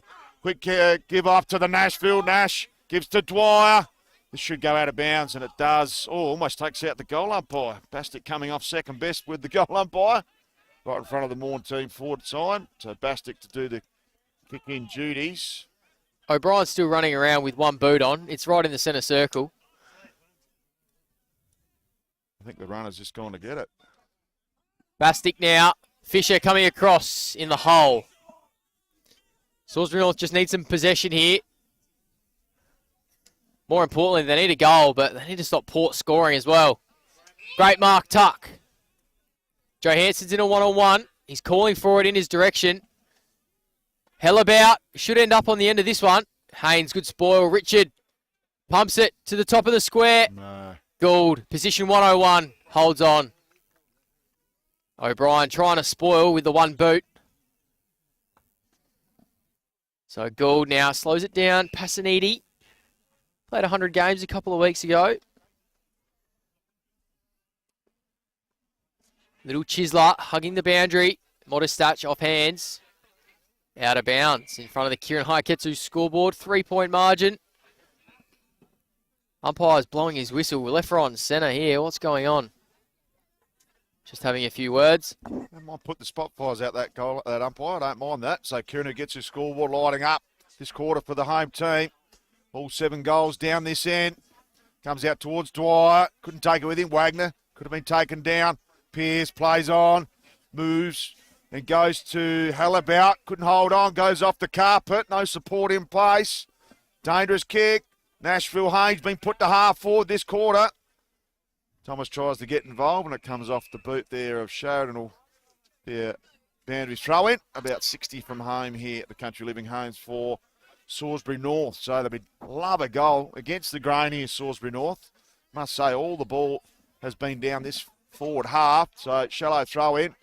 Both ruckmen just bounce off each other. Lysa does a bit of basketball wheel and deal. Great work by the big man, goes to third. And there's your golden fist and a bit of a Bianco magic moment from Bastic. Mr. Bombastic, bang! So we've been waiting for the Bombastic all day and he delivered on cue with a golden fist. So this ball will be thrown in at true centre wing. Tuck needs to keep running around. Lysa gets for one from behind. Smothered ball. Goes towards Joey Brown, dishes out the back. Thomas gets pulverised into the ground. A little inside-out slider. Great work by Marciano. And gets it to Jakey Wagner. Goes to half forward.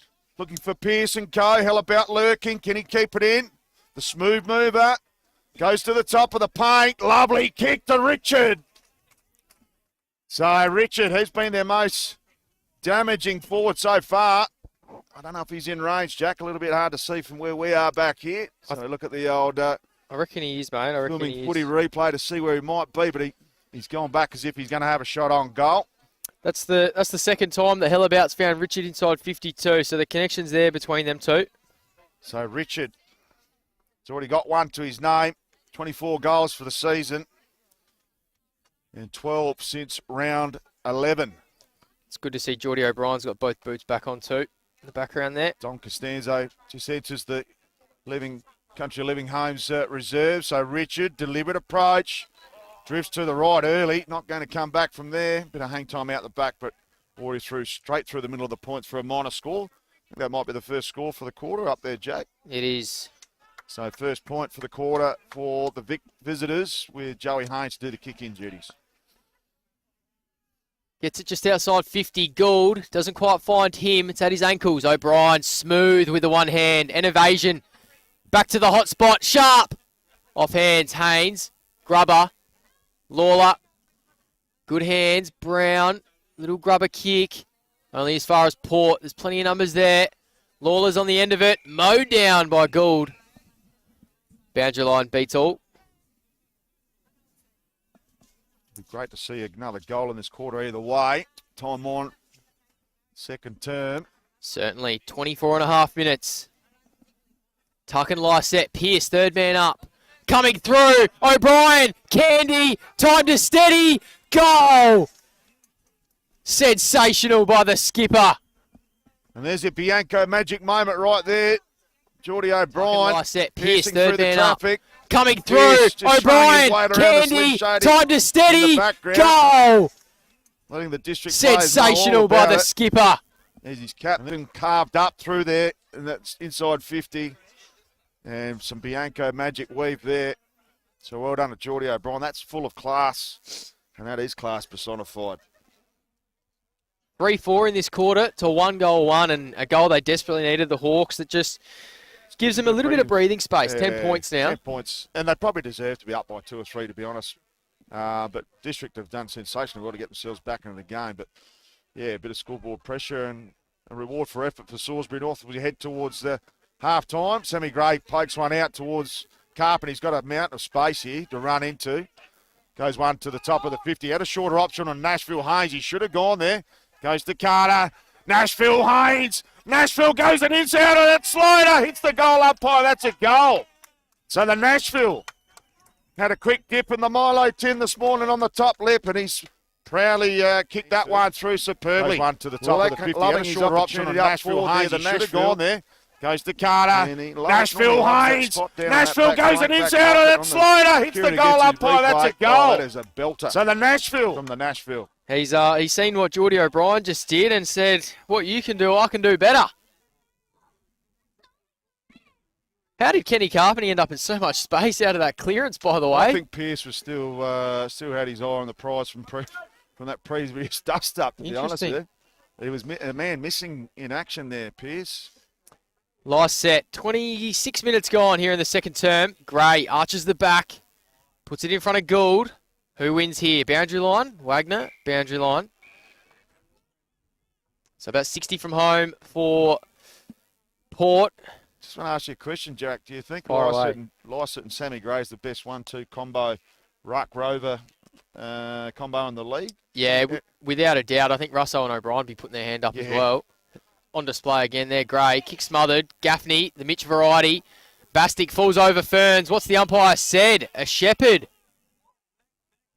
Ferns on Bastic. That's a great matchup, actually, those two. So Bastic's ended up with it.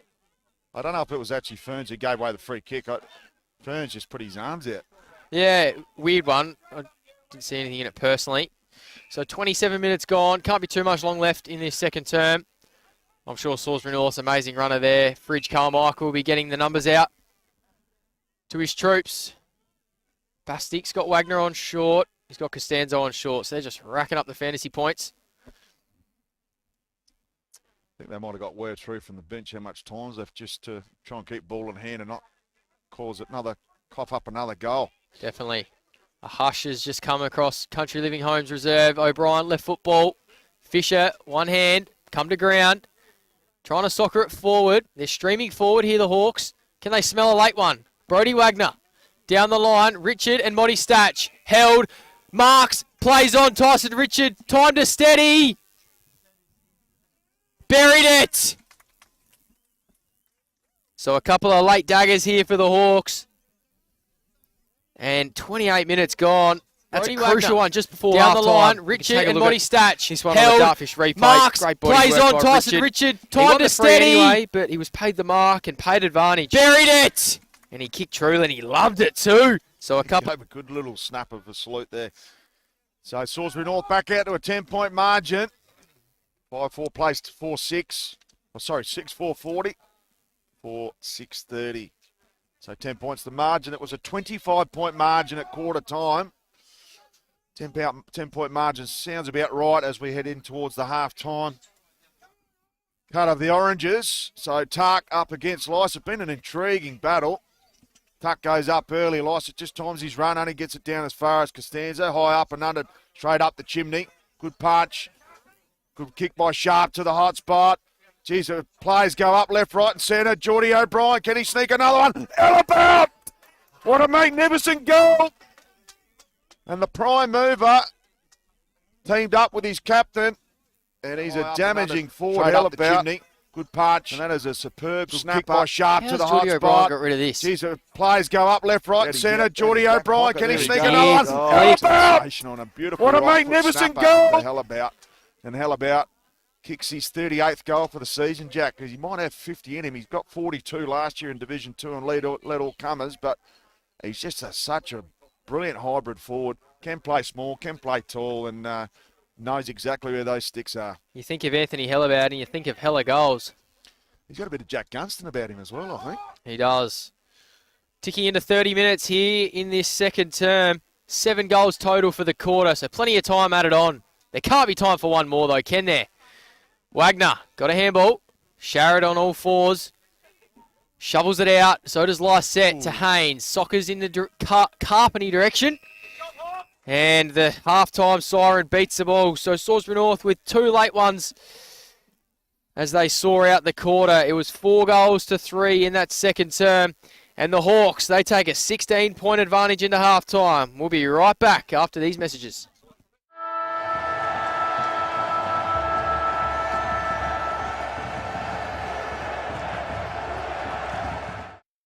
Get a quick and easy low-rate car loan from Police Credit Union today.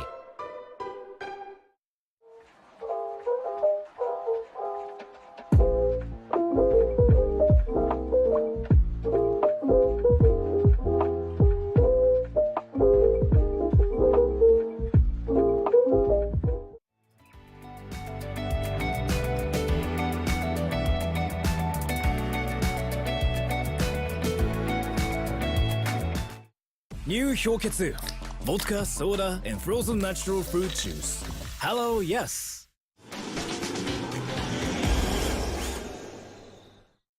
We've been housemates for, what, nearly 4 years? Yep. Basically, since I started my uni degree and you got your apprenticeship. Yeah, it's been really good. Like, it's the little things, you know?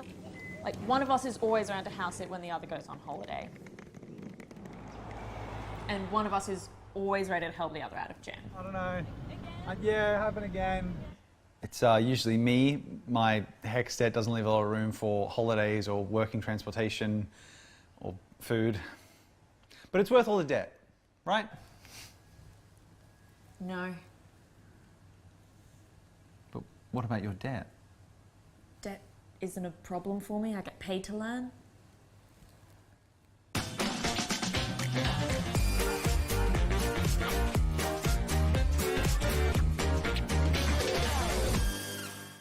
You belong in blue. Apply for a career with South Australia Police.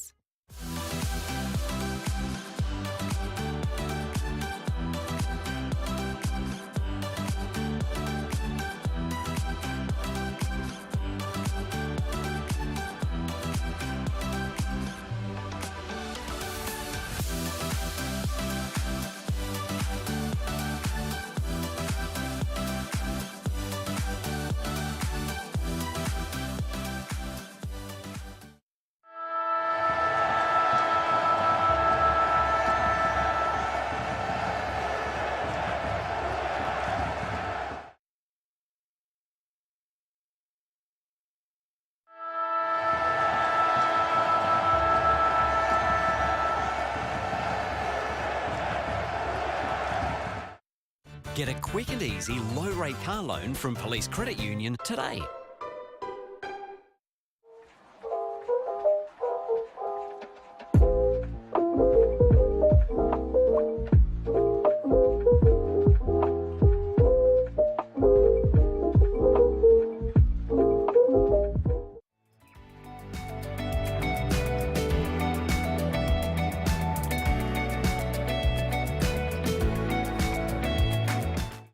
New 氷結 Vodka, soda, and frozen natural fruit juice.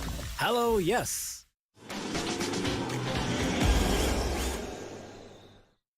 We've been housemates for, what, nearly 4 years? Yep. Basically, since I started my uni degree and you got your apprenticeship. Yeah, it's been really good. Like, it's the little things, you know? Like, one of us is always around to house it when the other goes on holiday. And one of us is always ready to help the other out of jam. I don't know. Yeah, happen again. It's usually me. My HECS debt doesn't leave a lot of room for holidays or working transportation or food. But it's worth all the debt, right? No. But what about your debt? Debt isn't a problem for me. I get paid to learn.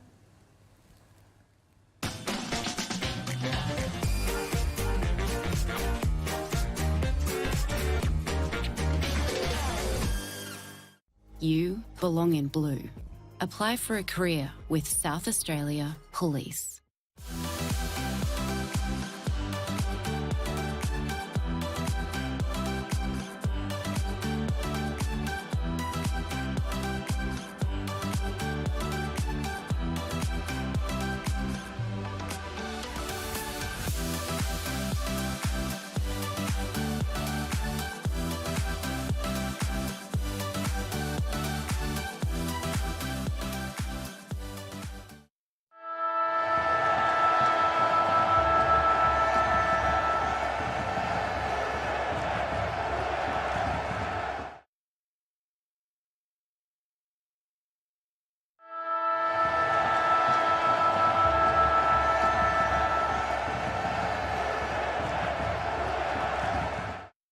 Get a quick and easy low-rate car loan from Police Credit Union today.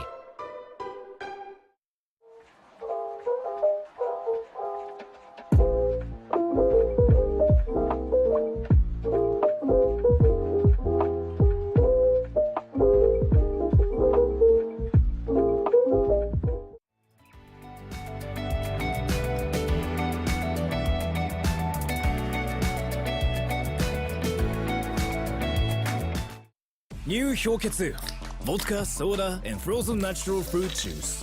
Hello, yes.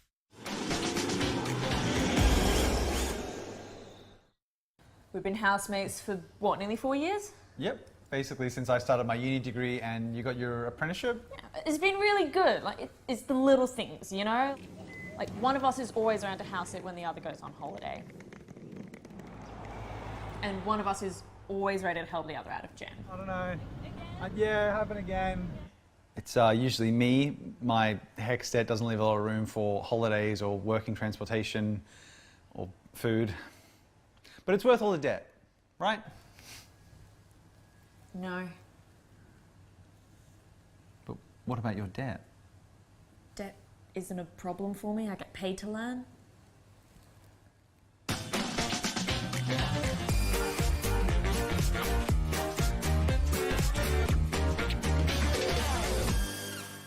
You belong in blue. Apply for a career with South Australia Police.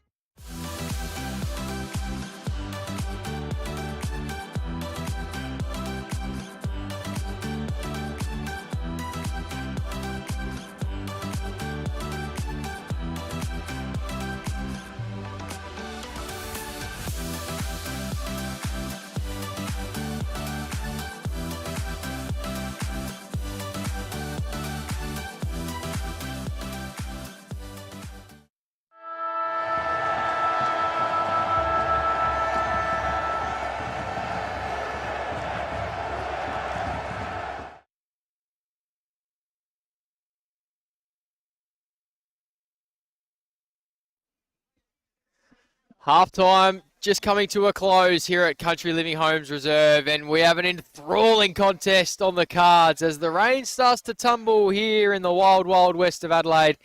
It's your reigning premier, Port District 4-6-30, trailing the Salisbury North Hawks 7-4-46, and they certainly didn't have it all their own way in that second term, did the Hawks. Port District jumped out the blocks, kicked the first four, and then, or first three, I think it was, and then Salisbury North responded well, kicked three of their own in red time, and they hold a 3-goal lead. Matty Gale, what did you see there, mate?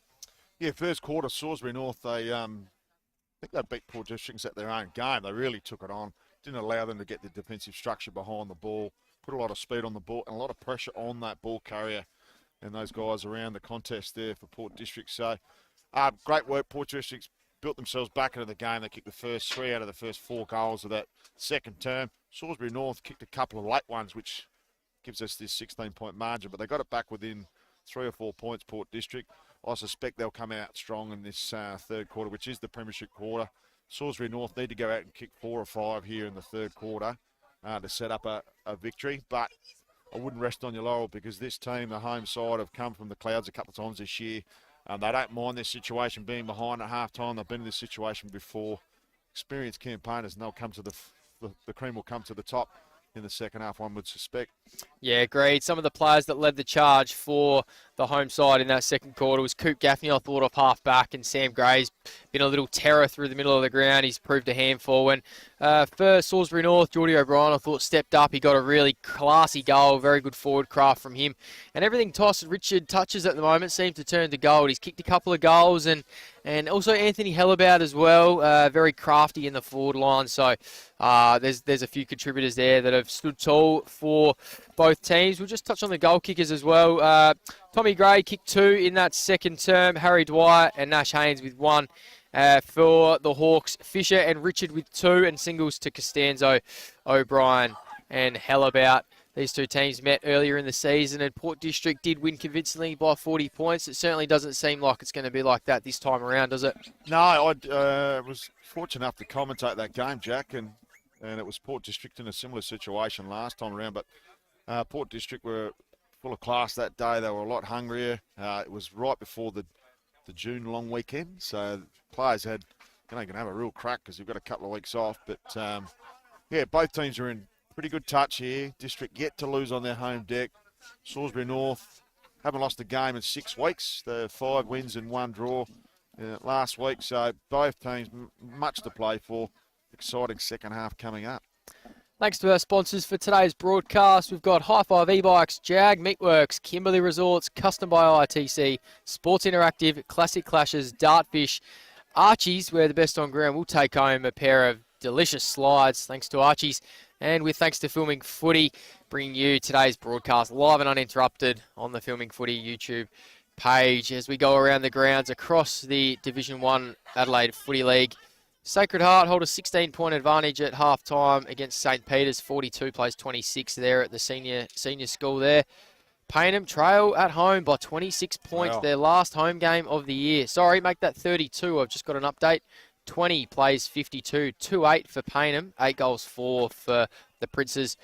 For Golden Grove, apparently the umps are terrible down there, and they're keeping Ross Trevor in it. It's 5-4-34 plays 4-6-30. So Golden Grove do have a 4-point advantage at half-time. And Broadview's last opportunity, in my opinion, to get a win on the board this year. It's not looking great for them. 53 plays 13. They're down by 40 points against the Glenunga Rams. And, of course, we are here at Country Living Homes Reserve, where Salisbury North hold a 16-point advantage. Both sides back out on the ground now. Only minutes away from this third quarter action. Salisbury North will be kicking to the right of screen. It's been, most of the scoring's been to that right end of the screen, hasn't it? The Morn team end, the Daniel Thomas end. Yeah, it has been, Jack. We've had 9 out of the 11 goals kicked up this end. Sorry, make that 8 out of the 11 goals kicked to the right of your screen.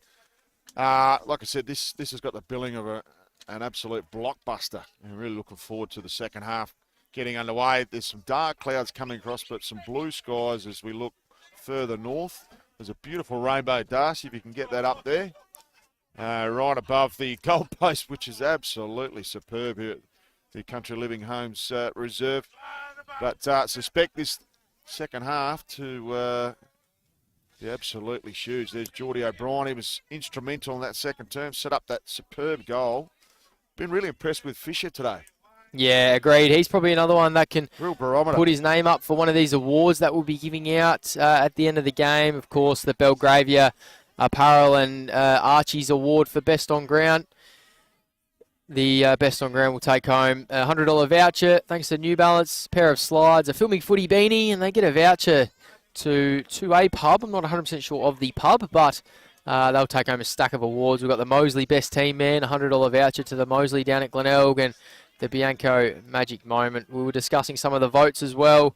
Matty, you could probably throw a blanket over 10 or 12 of them, couldn't you? There's maybe Tyson Richard, if he gets a couple. He's putting his name up in lights at the moment, but no one's really grabbed this game by the scruff just yet, have they? No, I don't think we could do the 3-2-1 right now. Very, very difficult task. But, yeah, Richard, if he kicks a couple more, he's in worthy contention. But Lysa's been good. Scotty Gray, he's gone under the radar today. A lot of people, really put the pressure on because he is an AFL player, after all, from a previous part of his career. But, yeah, there's a lot of expected of those two. And that engine room will get going this quarter, you'd imagine, and she will be game on. So we're only seconds away here from the third quarter action here on Filming Footy. Matty, I'm going to hit you with a quick fire here. Sure. I want you to give me a short sentence for Salisbury North. What's the key for them getting over the line? Midfield, Grunt and Richard. And for Port District, how do they come back? Get their structure behind the ball and clean movement inside their 450. Been a bit manufactured so far. Looks like they're manufacturing goals out there. Been hard work.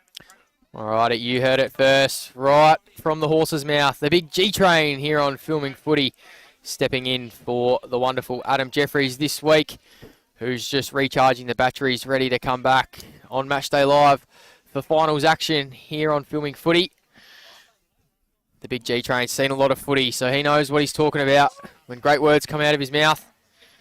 And he's going to take us away here in this third quarter. Big shout out to the Salisbury North girls today. Went down to the Division 5 Women's Grand Final against Marion. Got Mad Dog right near us. We interviewed her a couple of starts back there on the home deck. They went down, Matty. Did you know that? I did say they just went down. Yeah, yep. So Lycett up against Tuck. Been an enthralling battle in the middle.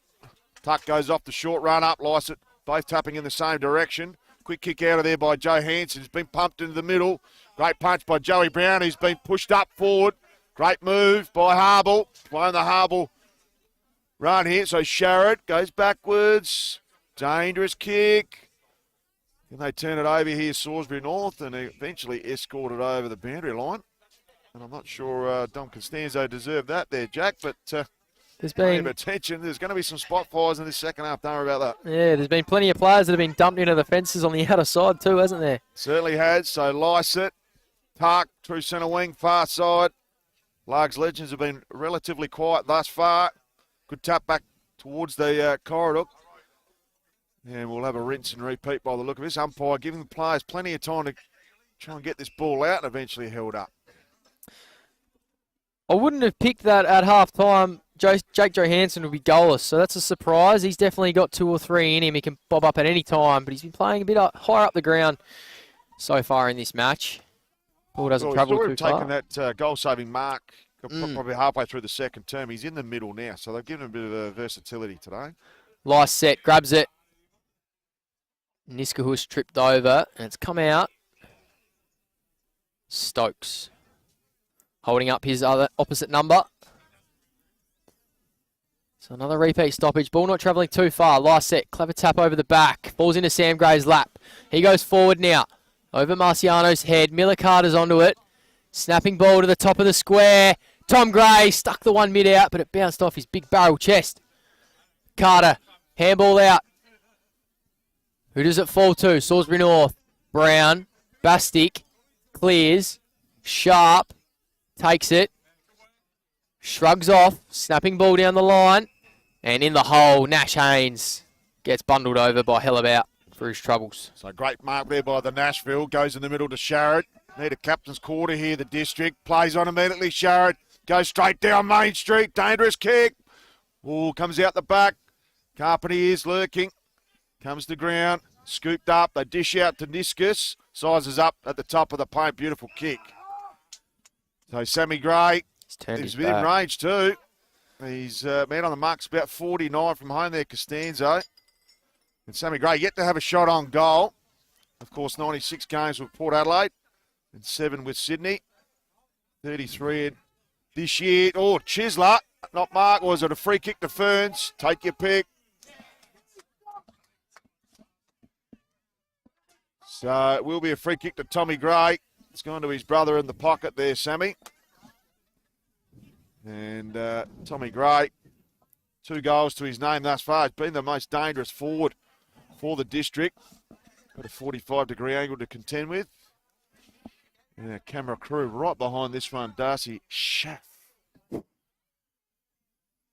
So deliberate approach using full allotment of 30 seconds here. Tommy Gray just getting his breath. He'd be a little bit underdone. His 4th game back, as Jack mentioned. He's had a stack of goals since he's been back into the lineup.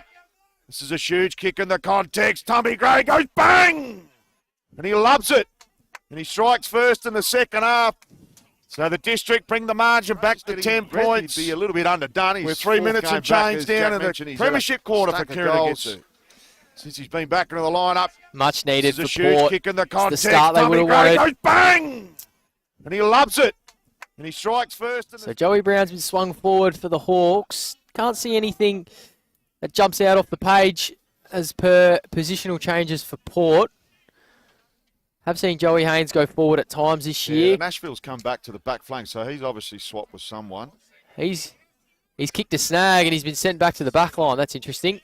Tuck wins it down and wins his own footy. Costanzo should take, but the bounce was awful. Oh, that's a push. He got bundled over. Niskahus, Haynes, the Nash variety.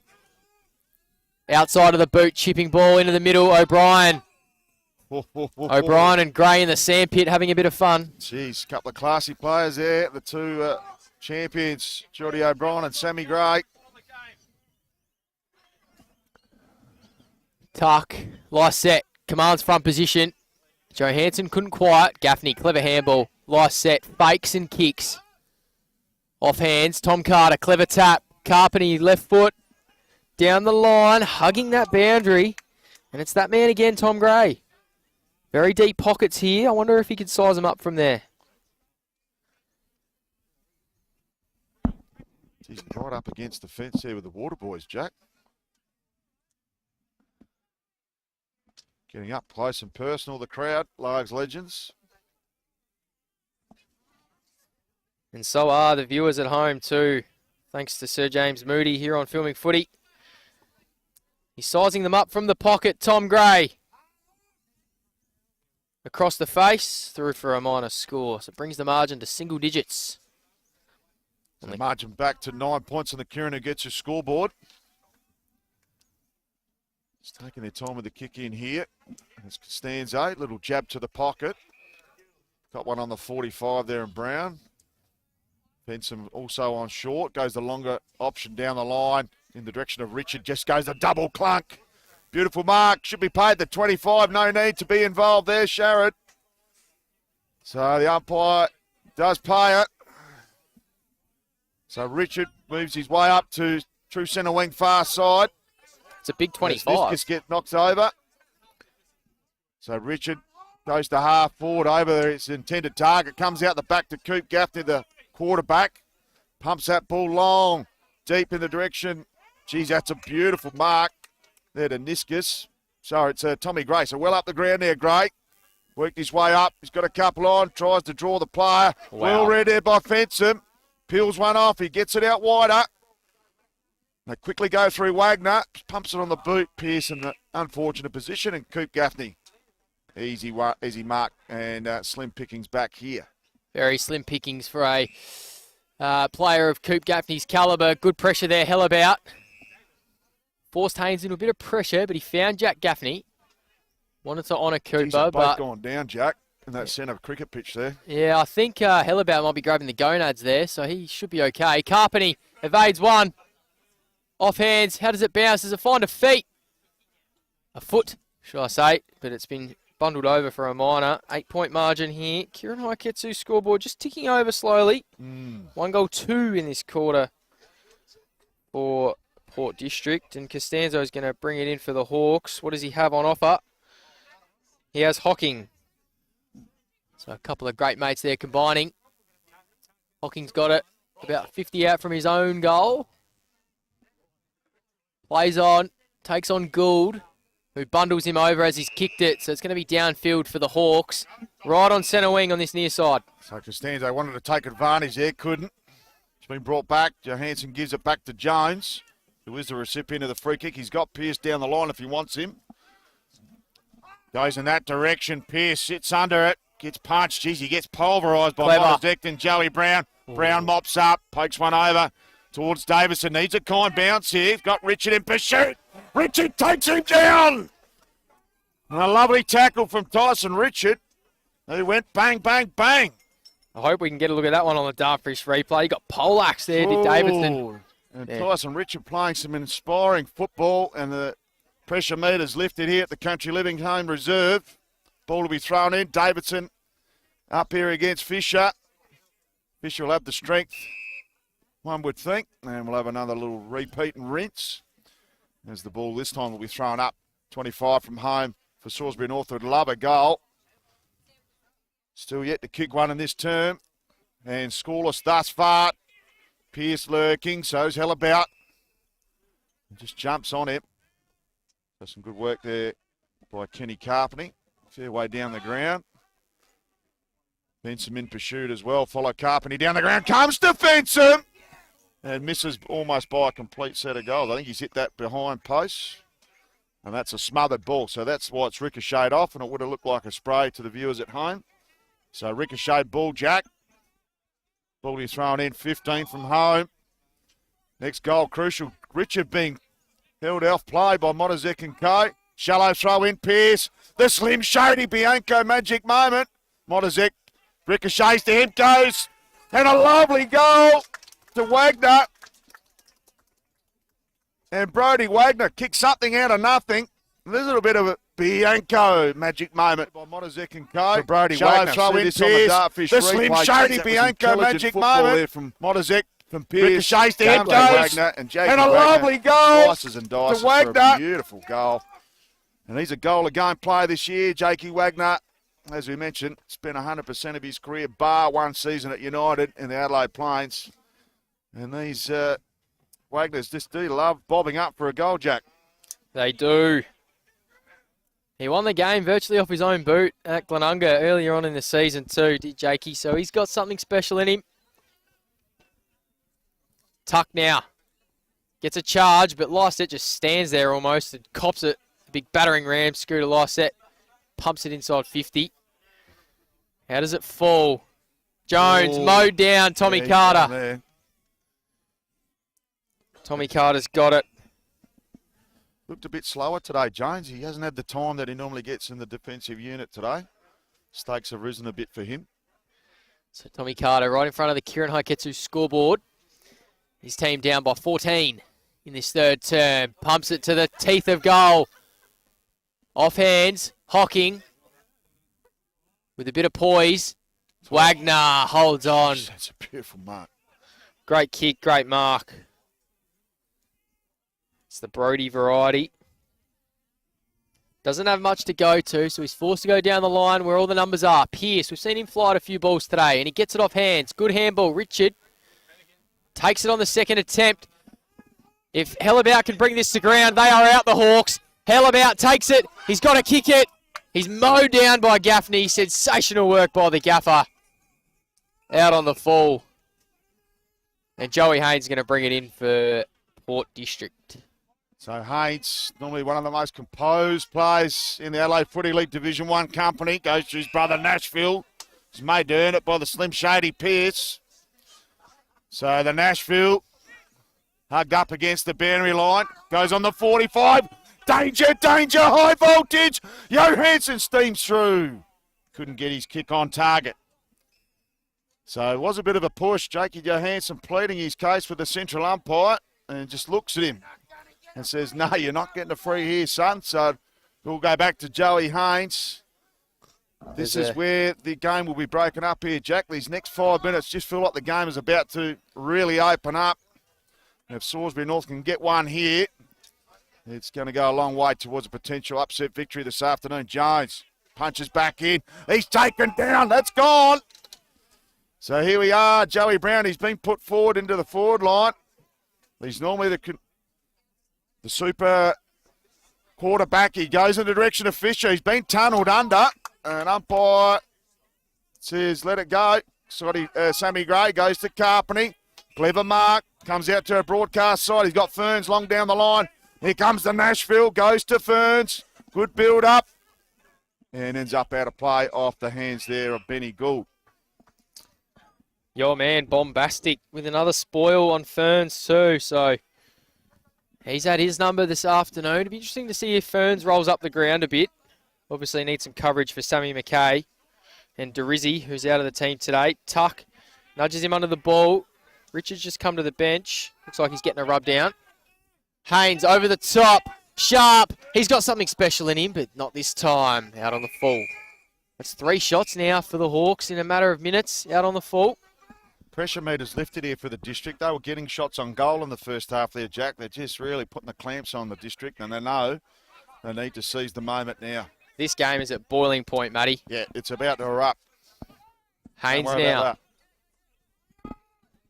Doesn't have anything short. He bites something off down the corridor.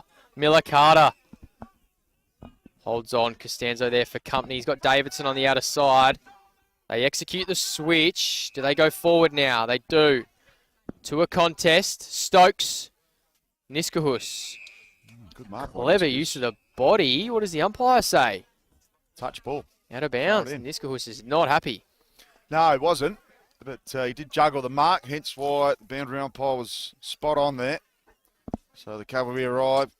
Scotty Lysett just done a ton of heavy lifting today, Scooter. Great body work, comes out the back. He's doing the tackling as well and the roving. So game so evenly poised right now. 14 points the margin for Kieran Ugetsu. We're 14 and a half minutes down premiership term. Next goal, very critical in the context of the game. Well held up there. You're not getting out of a Gaffney sandwich. No, take your pick. Take your Gaffney pick, that one. So we'll have a rinse and repeat. True centre wing, far side. Just feel like there's a Bianco magic moment pending.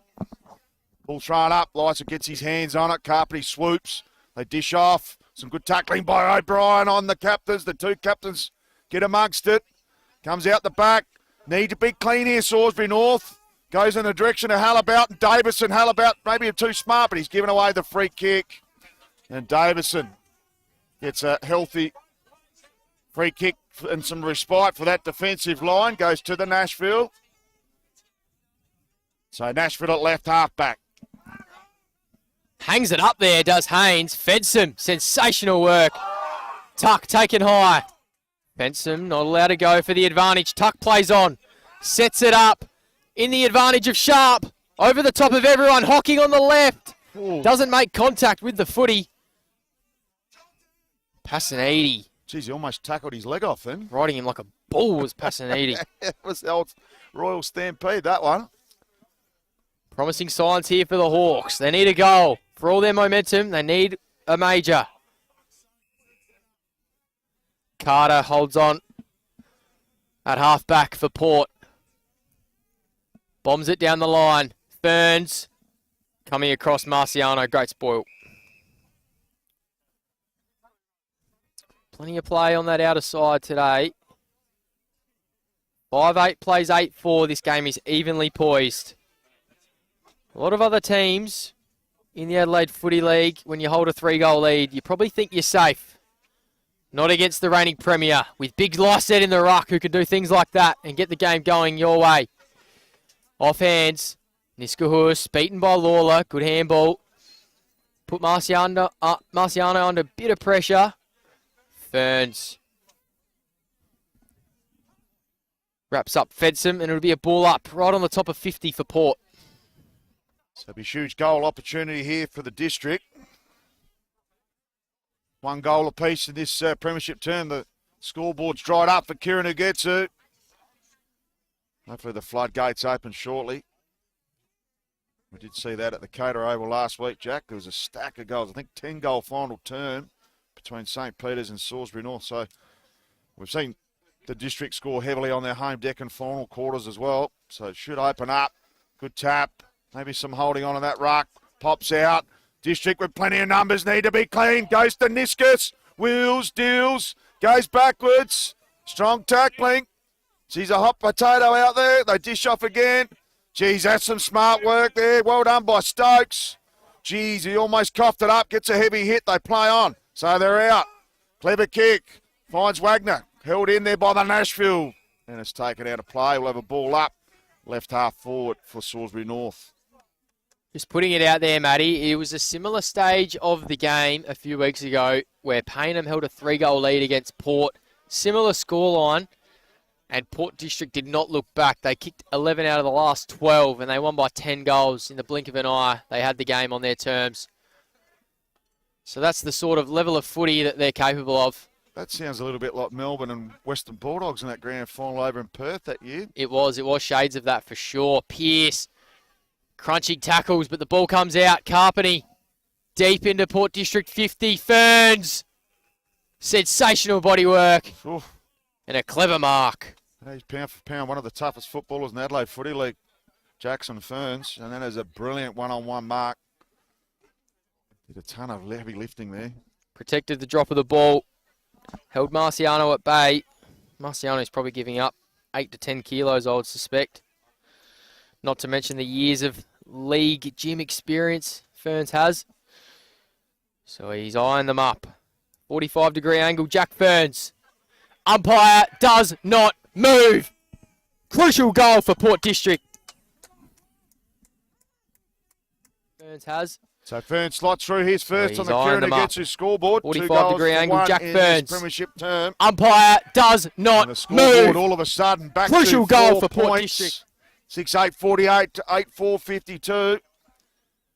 We're 9.5 minutes down, third term. Fisher comes to the bench. So Tuck will go back into that ruck straight away. Geez, he's going to be lucky to make the centre tap the way he's going, but he will get back there in time. So 8 points the margin. Geez, I thought he'd changed the scoreboard. He has changed it. So some good work at ground level. Gray goes off the deck. Beautiful mark by Gaffney. Jack plays on immediately. Gives back to Gray. Gives off. They go to a dangerous position. Ferns, great body work. Couldn't chisel it up. Had the Dukes out. Goes for the second lick of the ice cream. Beautiful right foot snapper. Geez, that's a wonderful kick. And finds the mark there of Tommy Carter. So Ferns having a couple of Bianco magic moments. And Tommy Carter, 4 goals against Salisbury North this time earlier in the season. So Tommy Carter yet to hit the Kieran Ugetsu scoreboard. This will bring the margin back to 2 points. Apologies for the earlier slip up. So Tommy Carter, deliberate approach. Lovely looking kick off the boot. Straight over the goal line. Boys out for a major. Margin back to a very tender 2 points for Kieran Ugetsu. Slip up. So Tommy Carter, deliberate approach. Third term. Lovely looking kick off the boot. Straight over the goal line. Boys out for a major. And a very healthy 3 goals to 1 this quarter. Jack has got them in a prime position on their home deck. Albeit they're a little bit down on that Kieran Ugetsu scoreboard. Certainly does. 3 goals is nothing in the Adelaide Footy League. They've gone bang, bang, and it's 2 points. 50 plays 40, 52. What have the Hawks got? The big guns are in there. Last set. Costanzo reads it. Back to Johansson. Costanzo has a bit of time now to face the game. Little chiseler sharp. 70 from home. Wheels and deals. Richard. Off hands. Modestach. Mowed down by Hocking. Holding the ball. Short ball. Johansson over his head. Sharp. Calls of goal. I think he was going for Johansson. I think he was too. So, slugger sharp. Peter, good touch. 15 goals from 10 games this year, Jack. How far out was he when he kicked it after the siren, Matty? Oh, a bit 40. closer. A lot closer than this. He's going to have to kick from 51. Hits the paint. Across the face. Who could fly? Last set and says, no one's marking this footy. With a little bit of a respect, Authorita. He punched that one through, and the player is still down there on the goal line. I hope that's not Tyson Richard, because that's the last thing that Salisbury North would want. Still down in the background. The umpire's going to let him allow the trainers to come out, and it could be Tuck. I hope it's not Tuck either, because that's his direct opponent, Scotty Lycett, and he's definitely made to earn that, the Salisbury North player. It's very slow to his feet. Hopefully just winded there. Tuck, he was out with injury with an ACL in 2024. So hopefully no major injury concerns. He's still trying to get to his feet. They're going to let play go on there. So Joey Haynes goes short. Just on that, Matty, I wonder if they've replaced Tuck at the moment, or are they playing with 17? I think you can still bring them through the goals there and get a player on the field, even though it's not through the gate. So Gray goes to Davison. Davison been back on that last line of defence today. He's got his hands full with Richard. He's nuzzled under the ball, and O'Brien gives away the free kick. Not what he wanted to do there, the captain. Just wanted to get a bit of body on body. Tuck's back out there too. So Gaffney goes short to Carpeny. Carpeny's got Carter on the middle. Goes down the line. That's a clever kick. Is it going to make the target? Gaffney's been told to play on. Lawler. Quick kick. Dangerous. Goes to Johansson. Geez, that could have opened up the whole field if they'd gone through the Nashville. So 3 points to margin. 24 minutes down and change. Third term. Carter just allowed to go up by himself. Inside out torpedo. Ferns, strong body on Bastic. Great matchup between those two heavyweights. Ferns brought down by Bastic. And Mr. Bombastic goes bang again. That could be a magic moment. Almost a goal-saving tackle there from Murray Bastic. Geez, Murray's an old school name, isn't it? Mazalenko. The boy from Tassie. They're old school down in Tassie. Tommy Carter standing tall. Hangs it up for Haynes. Hell about. Couldn't quite get there. What's he got? Cooper Gaffney. Little chipping ball. Goes back to Haynes. He'll bomb at 70. Who does he find? Lysette off hands. Only as far as Brown. Clears for the Hawks. Haynes in position 101 and holds on. Has Sharrod screaming for it. Doesn't get it. Been quite Eventually gets today, it. Sharrod. He has. Tries to take on Hellabout. Does so. Over the top, Haynes. Another 60-metre bomb from Joey. Who can fly? Carter does, but it's off hands. Lawler takes on one, gets a handball. Miller Carter now. Lysette, undersized against Jones. Nudges him out, and that's what he can do at full forward. Big scooter, Lysette. And they hit the lead, the reigning premier. 3-point margin. Takes on one, gets a handball. Miller Carter now. Lysette, undersized against Jones. Tuck's made him in, and Tuck nudges him out. Back into the field now, Tuck. But swinging Lysette forward is a weapon in itself. I'm surprised, particularly when they were no goals in that first half. They didn't swing him earlier. But this game is on a knife's edge at the moment. Port District just nudging themselves in front.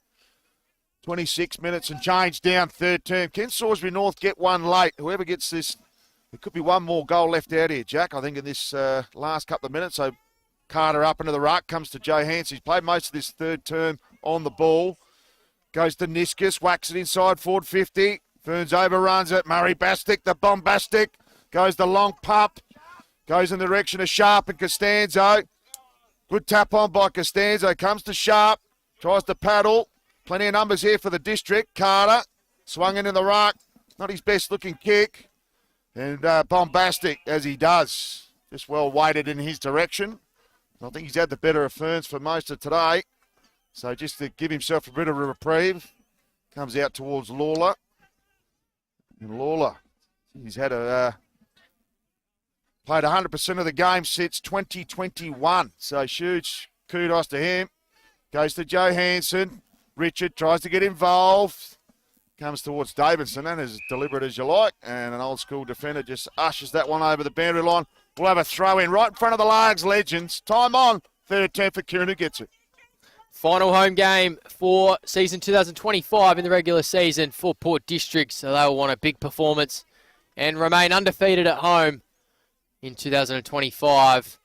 The Hawks, they have something to say about it. There's still plenty of twists and tales yet to take place here at Port District. Ball in dispute. Geez, that was smart work by Sharp, and the Nashville's still down. Sharp plays on the edge, that's for sure. He knows all the tricks of the trade. Yeah, he got punished there, the Nashville. 28 minutes gone here in the third term. Fisher out of the ruck. Hellabout, 1-on-3. Siren beats all. Jeez, it could have been a free kick to Hellabout too. So that is three-quarter time here at Country Living Homes Reserve. 4-1 for Port District. They were 16 points down at half-time. They hold a 3-point advantage, the first time they've had the lead since the 1-minute 20 mark of the first quarter. Get your cold ones ready for this last quarter. We'll be back right after this.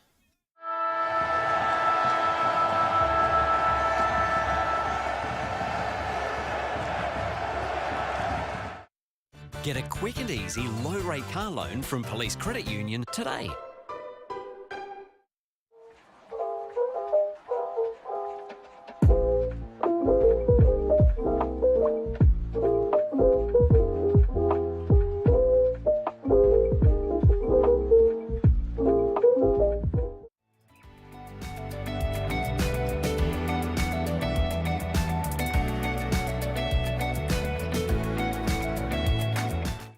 New 氷結 Vodka, soda, and frozen natural fruit juice.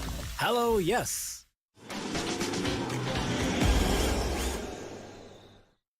We've been housemates for, what, nearly 4 years? Yep. Basically, since I started my uni degree and you got your apprenticeship. Yeah, it's been really good. Like, it's the little things, you know? Like, one of us is always around to house it when the other goes on holiday.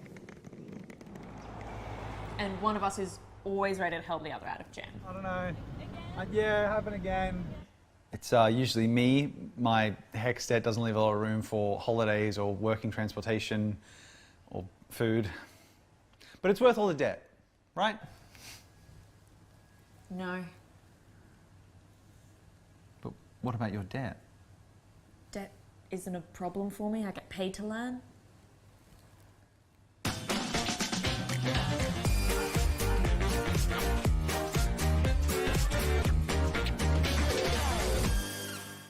You belong in blue. Apply for a career with South Australia Police.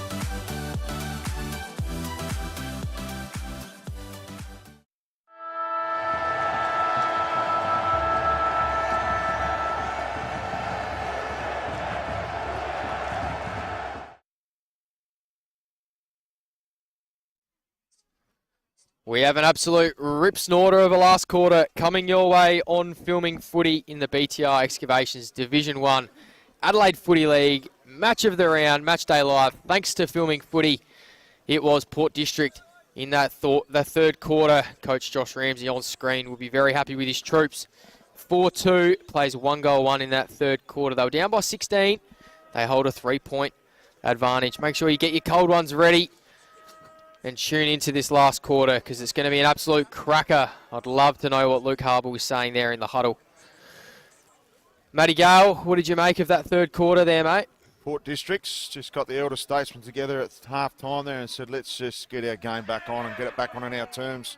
And they certainly did. 4 goals to 1 in a premiership quarter. Going to be tough for Salisbury North. They're only 3 points behind, but their backs are against the wall because it has been the district since quarter time.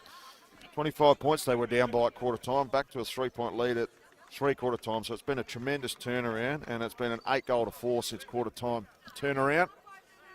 Do they have enough petrol tickets left, Salisbury North? Do they have a few goals left in them? Or will it be Port District with the steam train here at Largs Reserve, otherwise known as Country Living Homes Reserve? The Kooringa gets his scoreboards just dried up a little bit for Salisbury North, Jackson. It has. 4 goals in that opening quarter and then 4 goals in the preceding 2 quarters. 3 goals in that second, 1 in the third. Salisbury North have come back from behind twice at 3/4 time this year, Matty. They were down by 14 at 3/4 time against Glenunga at Webb Oval, and they won by 23. They stormed home with 6 goals to none. And against St. Peter's, you were there. They were down by 10 at 3/4 time, and they won after the siren. So there will be some belief there that they can do it.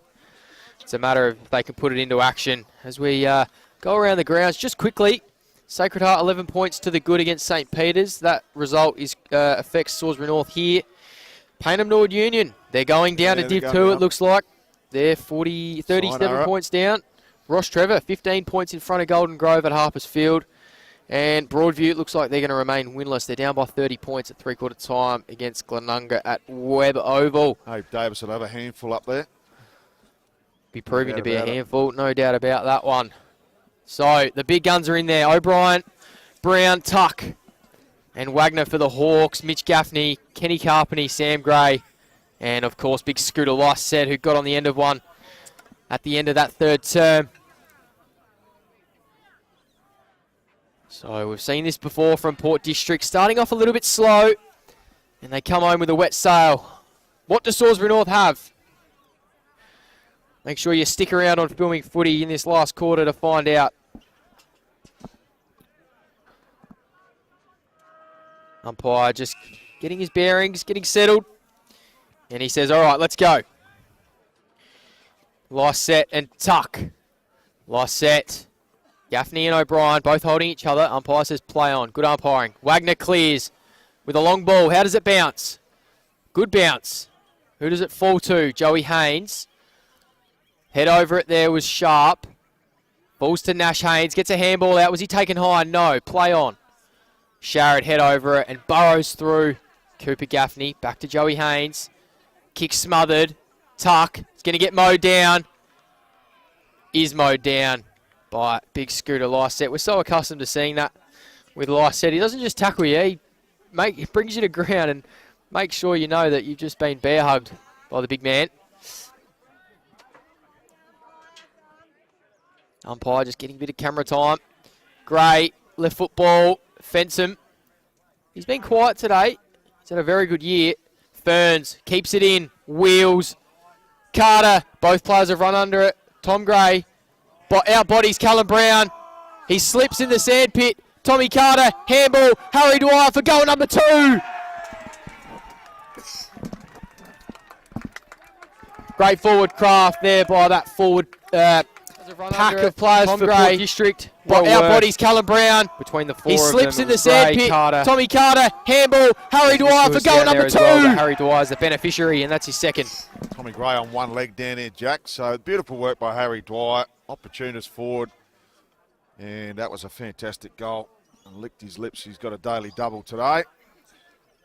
So an interesting matchup on our wing here between Ricky Thomas and Louis Sharrod.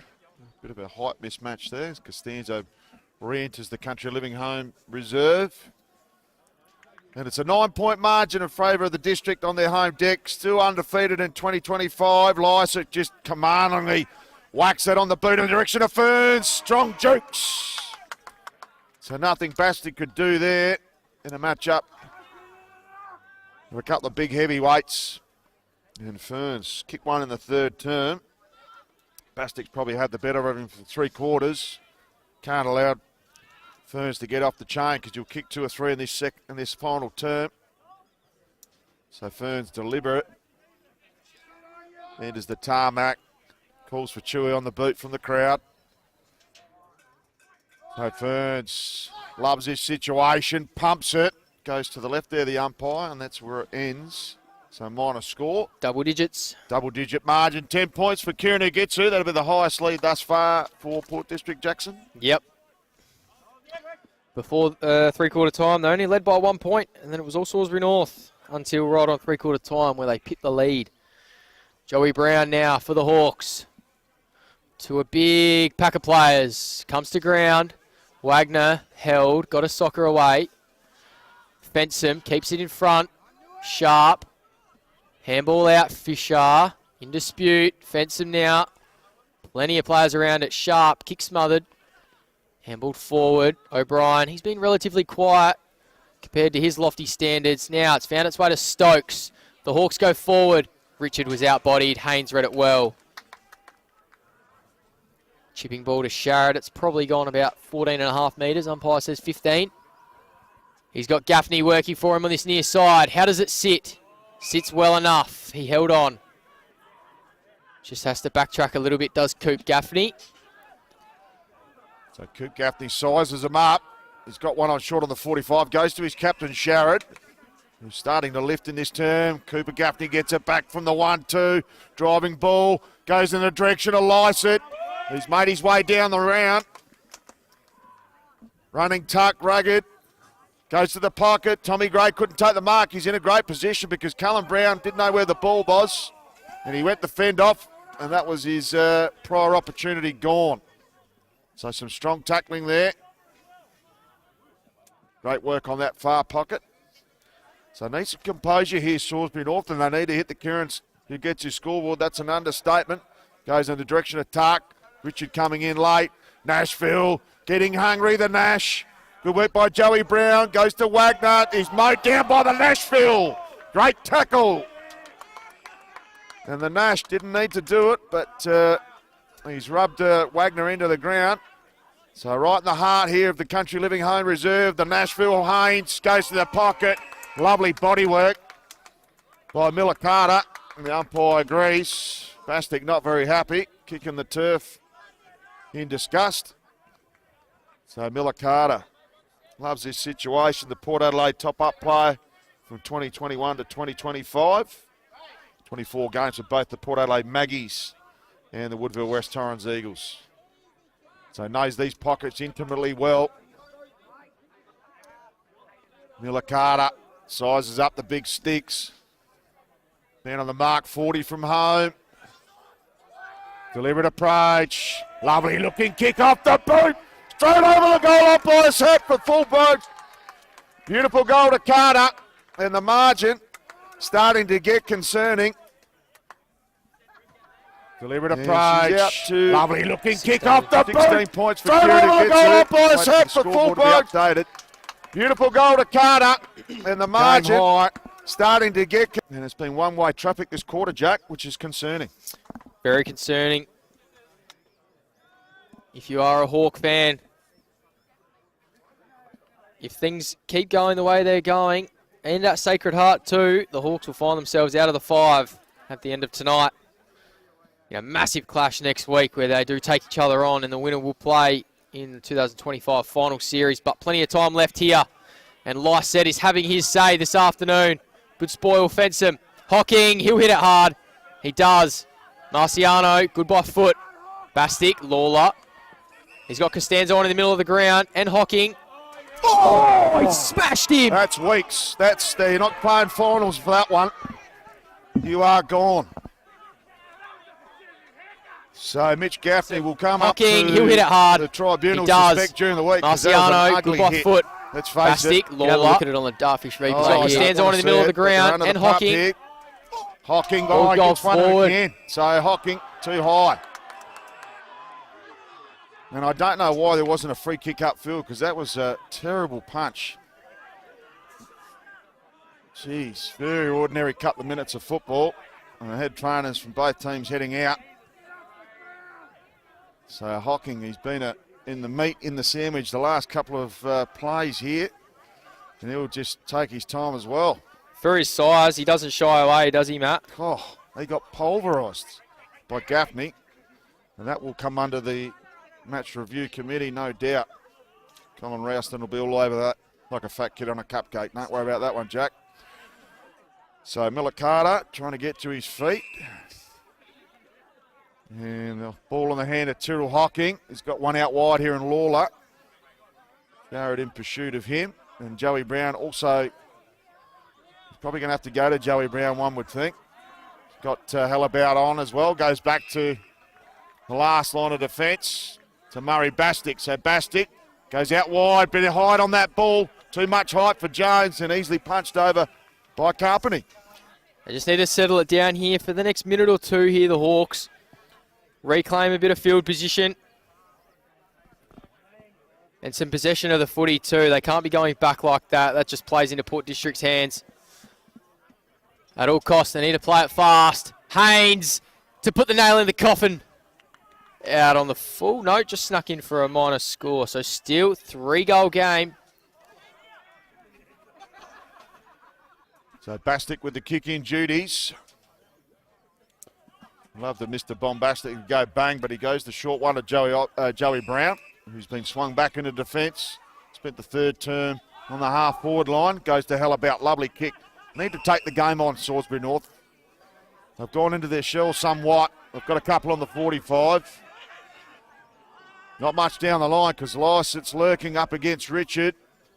And Lycett comes in, gives the golden fist against Slim Shady Pearce. And the longer this battle goes on, the experience and the wealth of knowledge is paying off for the district on their home deck. Still undefeated in 2025.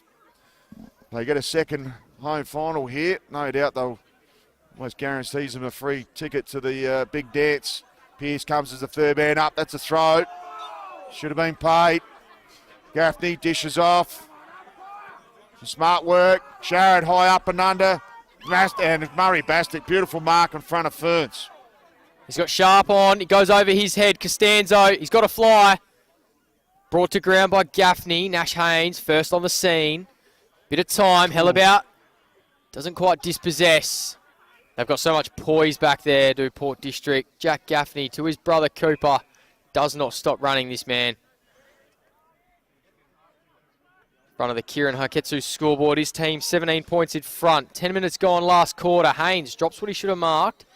Invites some unneeded pressure.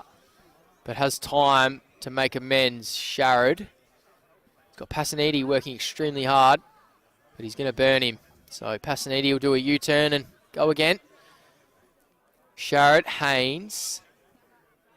To Haynes. So they're just holding on to the footy here. Benny Gould, he's been quiet this afternoon. Niskahus, that doesn't stay in, out on the full. So, under no pressure whatsoever, Port District have coughed it up.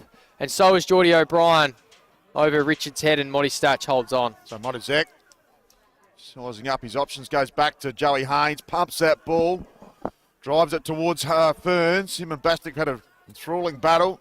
Goes backwards to Stokes, under the pump, dishes off in the nick of time. Should be a free downfield regardless. There was a late hit there on Stokes. So they go through Brown. Cullen Variety plays on the man on the mark. She's indecisive. Danger, danger. Sammy Gray lurking. They dish off. Here goes Tommy Gray, and he needs a stiff. Centralises the ball. Beautiful kick and finds Dwyer, who'll line up for his third. Well worked there. Tommy Gray, bit of unselfish play. Could have easily had the shot, but Dwyer was in an acre of space in the sand pit there. He could have gone to Lycett as well. And well composed with ball in hand there, Tommy Gray. Jeez, he's still pretty ginger, Tommy Gray. But Harry Dwyer, as we mentioned on call earlier, missed the 2024 grand final, got dropped. Would love to kick a goal here and cement that position, which he's done throughout the season, no doubt about that. So Harry Dwyer lines up, man on the mark, 20 from home. Lovely looking kick off the boot, and salutes to the Largs legends.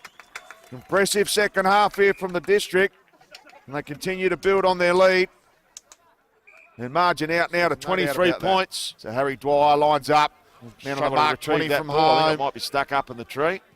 Lovely looking kick off the boot. Call for another ball to be brought out to the Largs legends. So Kieran, who gets his scoreboard, continues to tick over.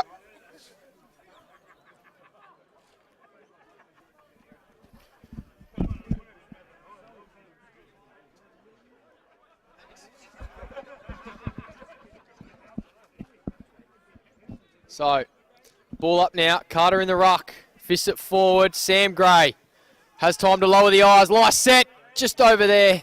Hands. Stokes. Dwyer held up.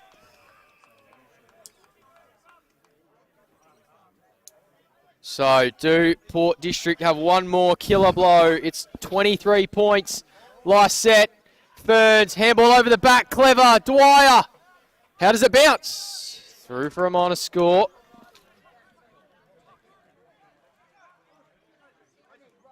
So Jakey Wagner to do the kick-in duties. You've got Cullen Brown on the pocket broadcast side. Goes short to Dom Costanzo. Looks to give back to him. Eventually does. Welcomes the pressure, Dom.com. Eventually gets it out of his D50. Goes towards Richard, who's ushered over the boundary line by Modizek. We'll have a throw in at left half forward here for the district. So it's been 11 goals to just the 4 since quarter time.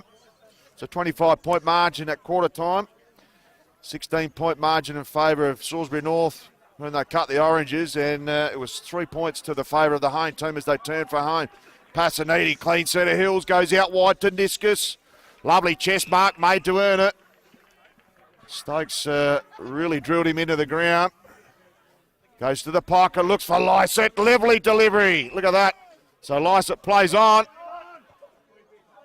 He's fallen over there more than anything, didn't go off his mark, so the umpire just allows him to go back up. He's hugged against the boundary line. Not going to make his intended target, and Dom Costanzo, beautiful mark in that defensive 50. They need to take the game on here, the Hawks. 15 minutes gone. Not a great kick. Niskahus read it best. Little Chisler, Gray, clean. Pearce couldn't hold on. Gray wheels and deals and puts it to the top of the square. Tom Gray off hands. There's your ball game. Close but no cigar for Salisbury North today. Best. Little Chisler, Gray, clean. Pearce couldn't hold on. Gray wheels and deals and puts it to the top of the square. Tom Gray off hands. There's your ball game. And that is the nail in the coffin. Been all one-way traffic here in this last quarter for Port. Salisbury North scoreless. Been a tradesman-like performance by Port District on their home deck. Will remain undefeated. And they'll have a second semi-final on their home deck. Thank you. Team to be yet to be announced. It could be Golden Grove. Who knows? So we're 15, almost 16 minutes down. Great tap by Carter. A real arm wrestle in the middle there. Gaffney dishes out. Dwyer slices. Thomas, great work there. Uses his body extremely well. Goes out wide. Needs a good ball here to Joey Brown. Just pokes one. Coop Gaffney under the ball. Oh, he's gone down there, Richard. Maybe he hasn't done the hamstring. Pulled up lane. We'll keep an eye on that one, Jack. Coop Gaffney sizes him up, goes in the middle, and finds Carter. So Carter with a couple of runners. Back to his feet, Richard. It's good to see. Goes to Sharrod, the captain. Just worked his way into the contest this afternoon. Got the Nashville on the 45. Might have to go to Ferns down the line. They decide to go backwards to pass it, so to Coop Gaffney, who's racking him up at will. Comes out to Hudson Angove on debut. Umpire hasn't called play on just yet. Eventually does. Clever kick. So just working the ball around. They're clever with ball in hand. Goes to the Nashville. Enjoyed his time in the sun up on the forward line. Kicked the goal in the second term. Went back to his normal position down back. Tark reads it superbly. Chimes in. Dishes off to Costanzo. Costanzo's got one in the pocket. Goes in the direction of Joe Hansen, who's been quiet today. First time he'll be goalless all year, Joe Hansen. Yet to hit the Kieran who gets his scoreboard. And a bit of circle work here at the moment from Port District. Just burning the clock. And goes straight across to Joey Haynes. Goes the corridor to Sharrod, goes back to Haynes. So they're just playing them like puppets. Playing them around with witches cones at the moment. Sharrod goes short. He's just got the support there, and it could have been a push in the back, and it is. It is. Wagner's not happy with that one. And it's with Jack Gaffney. Finds one on in the middle of the ground, and it's his brother Coop. He's not stopped running all day. Neither is Joey Haynes. He's had a stack of it. Chisler to the boundary. Miller Carter. Forced to hold up. See something on in the middle. It's Cooper Gaffney. He can face the game now and get something going. Have a look at that. Niskahus. Gray. Off hands. Ferns coming through. Tries to slap it in the Lysette direction. Ferns second effort. Barrels Lawler over. Jack Gaffney now. Costanzo with him. Gaffney still got it. Gray. Lysette. Gray. Can he make something happen? He's trying. Fisher gets a handball out. Hocking. Jones. Thomas. O'Brien. They're away. Only momentarily. He's got Pearce on down the line. Finds him. And he's forced to just steady it up. 30-point margin as we tick into red time.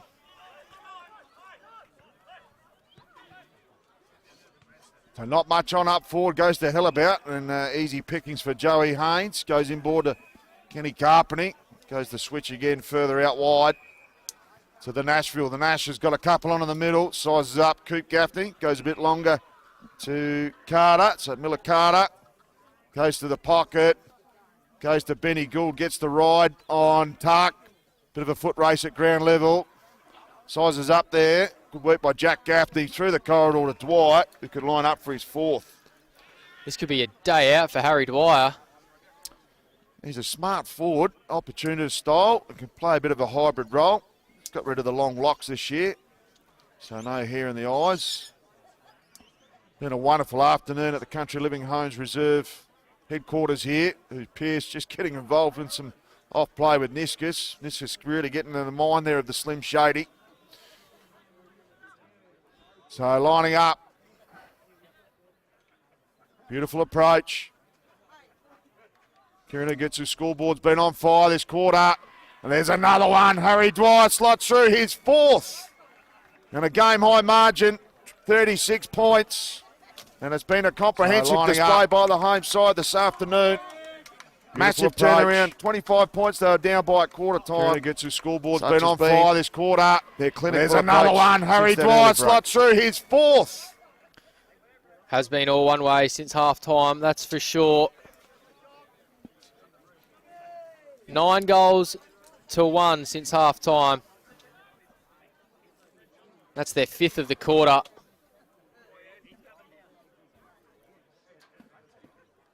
Tick into red time here at Country Living Homes Reserve.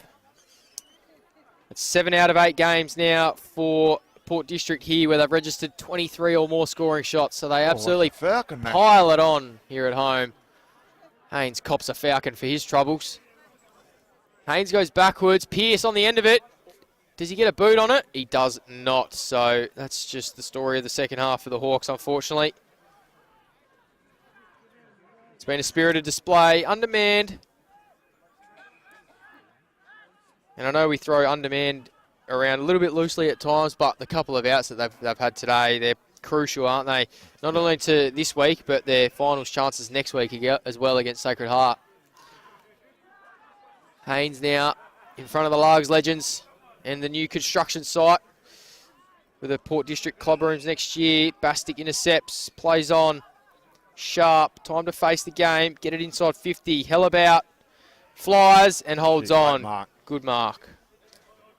Umpire found a free kick here to Haynes. No, he hasn't. Pleading his case. Not happy with it. No. I'll tell you what, Matty, you've got your hands full picking the best player, best on ground today, mate.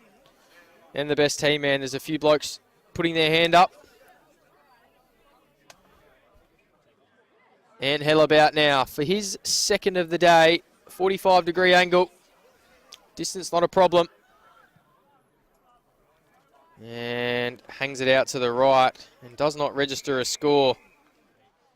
So that's a disappointing effort there for him and the Hawks. Percentage crucial as well. Goals are all important. They wouldn't want this to blow out. Salisbury North, Fensom underneath it and holds on well. So great mark by Fensom.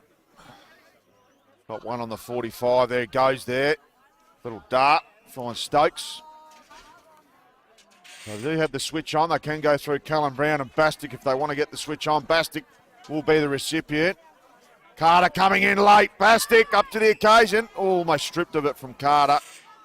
Bastic, strong set of jukes. Plays on. Lovely kick to Fisher. He's been quiet since his first quarter antics, where he kicked 2 goals. So goes with the driving ball to the top of the 50. Lovely mark to Tuck. Does he have a shot? A player on the mark there. Ooh, hard to see, but might be about 35 from home. So Tuck sizes up his options. The former under-16 state rep gives bang. Is he going to make the distance? No, it's not. Punch back into play. And mopping up there superbly well. They go off through Gould. Goes back to Coop Gaffney. Well done to Angove. Goes inboard. Should still have pure weight of numbers on that far side here, the district. And the ball eventually touched and out of play. So 35 points the margin for Kieran. Time on, final term. Shouldn't be too much time on. 5 goals to a goalless quarter. So 5 goals only this quarter. As the ball should go out of play there and on the full. So it looks like Nash Haynes to bring this one in for Port. And it's been a blue-collar performance from your reigning premier here in Division 1. Turnover here for Salisbury North. Thomas, time to steady and find a mark. He does find one, and it's Joe Hansen, and that'll be 25. Just choose whoever. That's who I think. So Joe Hansen's going to be walked to about 15 out. One man the Hawks have missed today, and that's Blake McFedrin down in the back line. Obviously, Central's representative as well. So Joe Hansen is to register his first of the day. Doesn't go goalless, as Matty Gales alluded to today, and today's no difference. It's 27 goals on the season for him, but it's going to be to no avail. Register his first of the day. Doesn't go goalless, as Matty Gales alluded to today, and today's no difference. It's 20. It's their first goal of the last quarter for Salisbury North and their second of the second half. So their petrol tickets were spent in that first half. And you sort of got that feeling in the second quarter that where it was all Port District, Salisbury North was struggling for inside 50s, that they were just eventually going to wear them down. Salisbury North a bit undermanned today. Great man, Matty Gales, heading down to ground level, ready to interview some Port District's players as they are commanding winners. Going to be commanding winners here today. 29 points the margin currently stands. Ball in, Carter. He's been good in the ruck. He's another versatile player for Josh Ramsey come finals time. He can win a final off his own boot. Wagner for the Hawks, 25, says the umpire.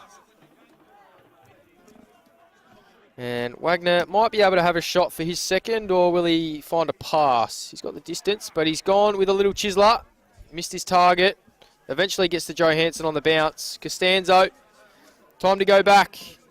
Brown. Nice ball, hell about.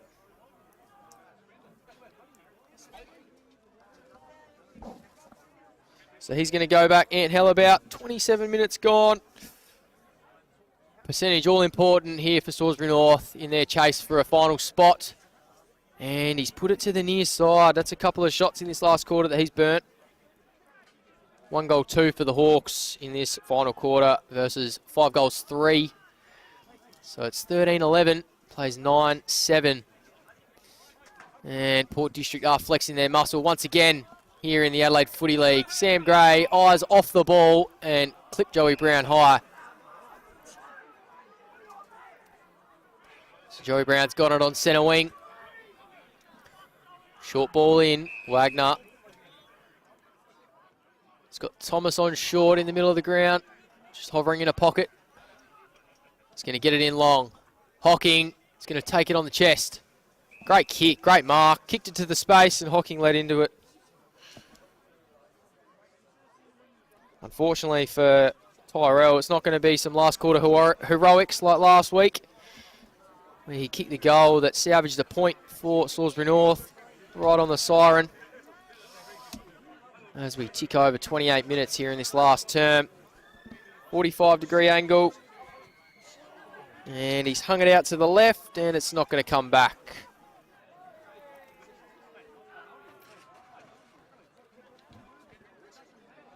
So I'll wonder who Matty Gales picked for his best on ground today, his magic moment and his best team man.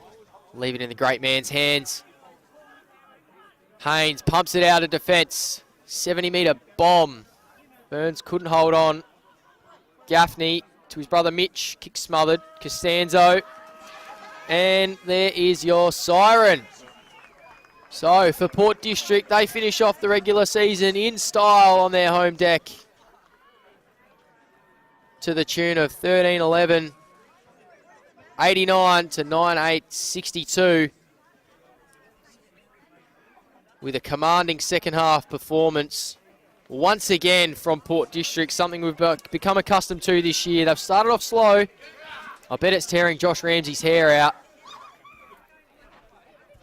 They probably can't afford to do that in a big final, but only time will tell, because they have secured top spot today in front of their home fans in their last home game of season 2025. It was 9 goals to 2 in that second half for Port. And it was led by Harry Dwyer. 4 goals for the hybrid half forward. Tommy Gray with 3. Nash Haynes getting on the end of a nice check side with 1. Ferns, Tom Carter, Lysette and Miller Carter also getting on the score sheet. And for Salisbury North, the Flying Fish, an unlikely goal scorer, looked like taking the game away from Port early on. He had 2 goals to quarter time. Tyson Richard also looked like taking the game away at half time. He had 2 for the game. And Costanzo, O'Brien, Hellabout, Wagner and Joe Hansen also finished off with a goal for Salisbury North.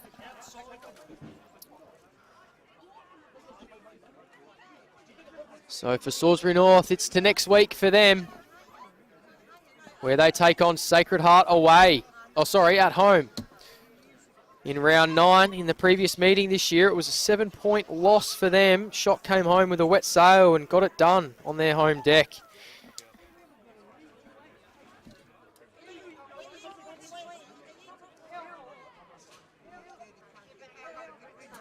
So Matty Gale's just rounding up the troops now for his awards. And we'll have some highlights brought to you by Dartfish as well, coming right up after Matty Gale's interviews. No, we've got some coming right now.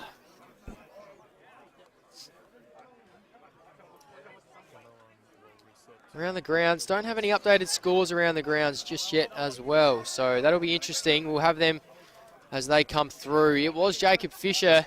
He knew it straight off the boot that was sailing through. And the Hawks were off to the races. Another great bit of play here. Costanzo had time to steady and size him up from 47. And he put it through. Very good work by him. And Tyson Richard, 1 goal for him in the first quarter.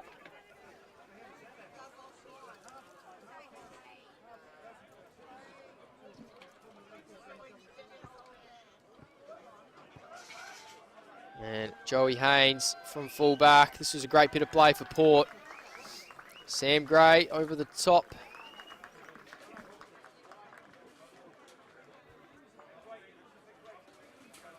And Dwyer found Jack Gaffney. Unfortunately, he couldn't put it through, but it was a sensational mark from Jack. I'm sure he'd be amongst the better players for Port District today. It looks like we've got Joey Haynes, Scooter Lysette, and Nash Haynes down at ground level with Matty Gale. I wonder who's taking home which award. It'll be interesting to see. As we now cross down to ground level with Matty Gale. Thanks very much, Jack. We're down here at ground level at the Country Living Homes Reserve. Best on ground play today, Big Scotty Lysett. Well done, Big Scotty. Congratulations. Yeah, thanks, mate. It was a great contest today. Really respect Salisbury North. So, yeah, all the best for the rest of the season for those boys. So Scotty picks up the Archies, the $100 Belgravia apparel voucher, and also the new beanie and the Midway $50 voucher. The Mosey best team man today goes to Joey Haynes. Joey, it was a real dogged fight out there today, mate. Yeah, they come out pretty well. Played a good brand of footy, but yeah, we held on for the win, so it was good by us. And the Bianco magic moment of the day goes to the Nashville, slotted up there on the half-forward flank in the second term, kicked an inside-out slider, an absolutely beautiful goal. Must have relished that quarter up there, Nash. Yeah, it's good to kick a goal. I'm normally in the back pocket, so it was good to just sneak it in. It was nice. We'll leave it there, boys. They've got to go and sing the song. Everyone's waiting, so back to you, Jackson, in the broadcast position. Great work, Matty Gale down at ground level. So just touching on those awards again, it was the big man, Scooter Lysett. Unfortunately, with no Bobby Russo for Salisbury North, Scooter Lysett took full advantage and he took home a pair of thongs, a beanie, a best on ground voucher, 2 best on ground vouchers actually, 1 to the Midway and 1 for New Balance. It was Joey Haynes across half back. He was mopping up down there. He took home the Moseley best team man. I'm sure he will treat a couple of the fellas to a pint and a palmy, thanks to the Moseley. And Harry Dwyer, the Bianco magic moment, you can go back and watch that. That was in the second quarter with a nice little check side goal from him. And Port District are full of voice as they enter the rooms to sing the song. It was a very, very good performance from them. They do take home the win by 27 points. Still waiting on some around the ground scores to bring you an update there and see the ramifications on the ladder. But we will have them to as soon as we do get a hold of them ourselves.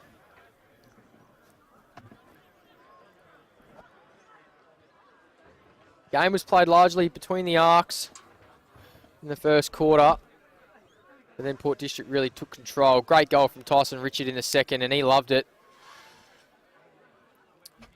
This was another good highlight here for Salisbury North. It was O'Brien. Got a handball out, and Hellabout was able to put it through. So very, very well done there by the Hawks. And that got them going in the second quarter to lead by 16. And then Tom Gray really took control in the third. And he got on the end of a couple. Big G Train back in the box, mate. Very, very good stuff by you, and definitely do agree with those awards that you did give out. I think Scotty Lysett just took full advantage, didn't he? Yeah, he certainly did. I've left the glove out there somewhere, Jack. I'll have to go and find it. But no, Scotty Lysett was pretty commanding in the ruck. Probably could have given it to him, Nash. I can see one on the bench Cooper just Gaffney. down there, on one of the benches there. Yeah, that'll be mine. I'll have to go and get it before we head home. But that's all right. No, it was a terrific game of football, and they were outstanding today, particularly after quarter time, Port District. I just spoke to Jack Ferns after the game, and they did definitely give them a fright.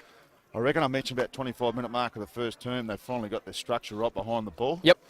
And I reckon that was a little bit of a turning point, although the Kieran Gets Your scoreboard shows that the second half in particular, they dominated, but after quarter time, steady ship from the home team.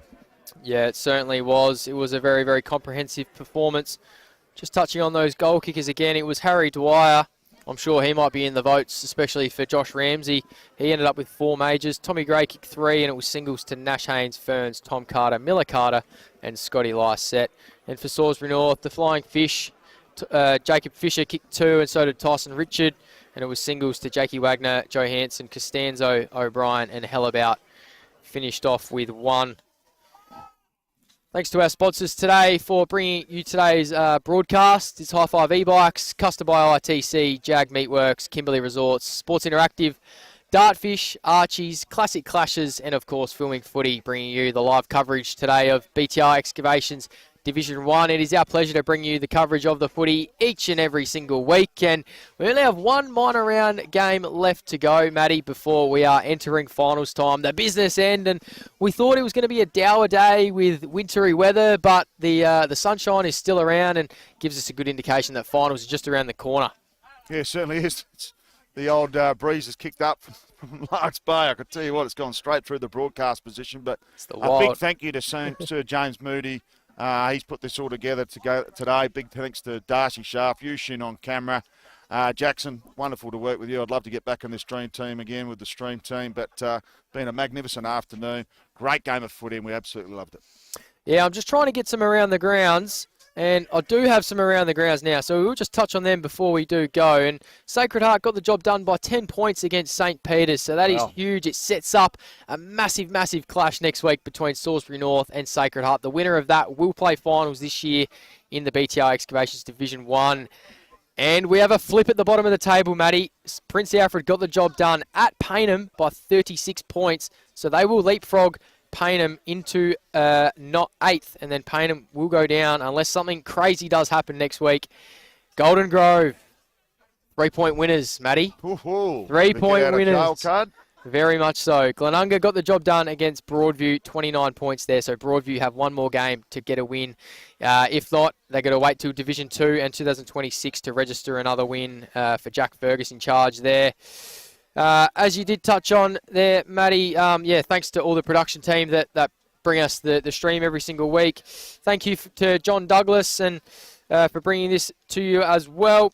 You can catch the wrap on Between the Posts each and every single week as well, from all the highlights and all the chatter around the league as well. There were some women's grand finals happening across in the women's side of things, so Beck Northcott will bring you that on Between the Posts during the week as well. But from myself, Matty Gale, and the rest of the production team, it was great to bring you this game of footy. And just touching on that score again, it was Port District by 27 points, and here's the club song.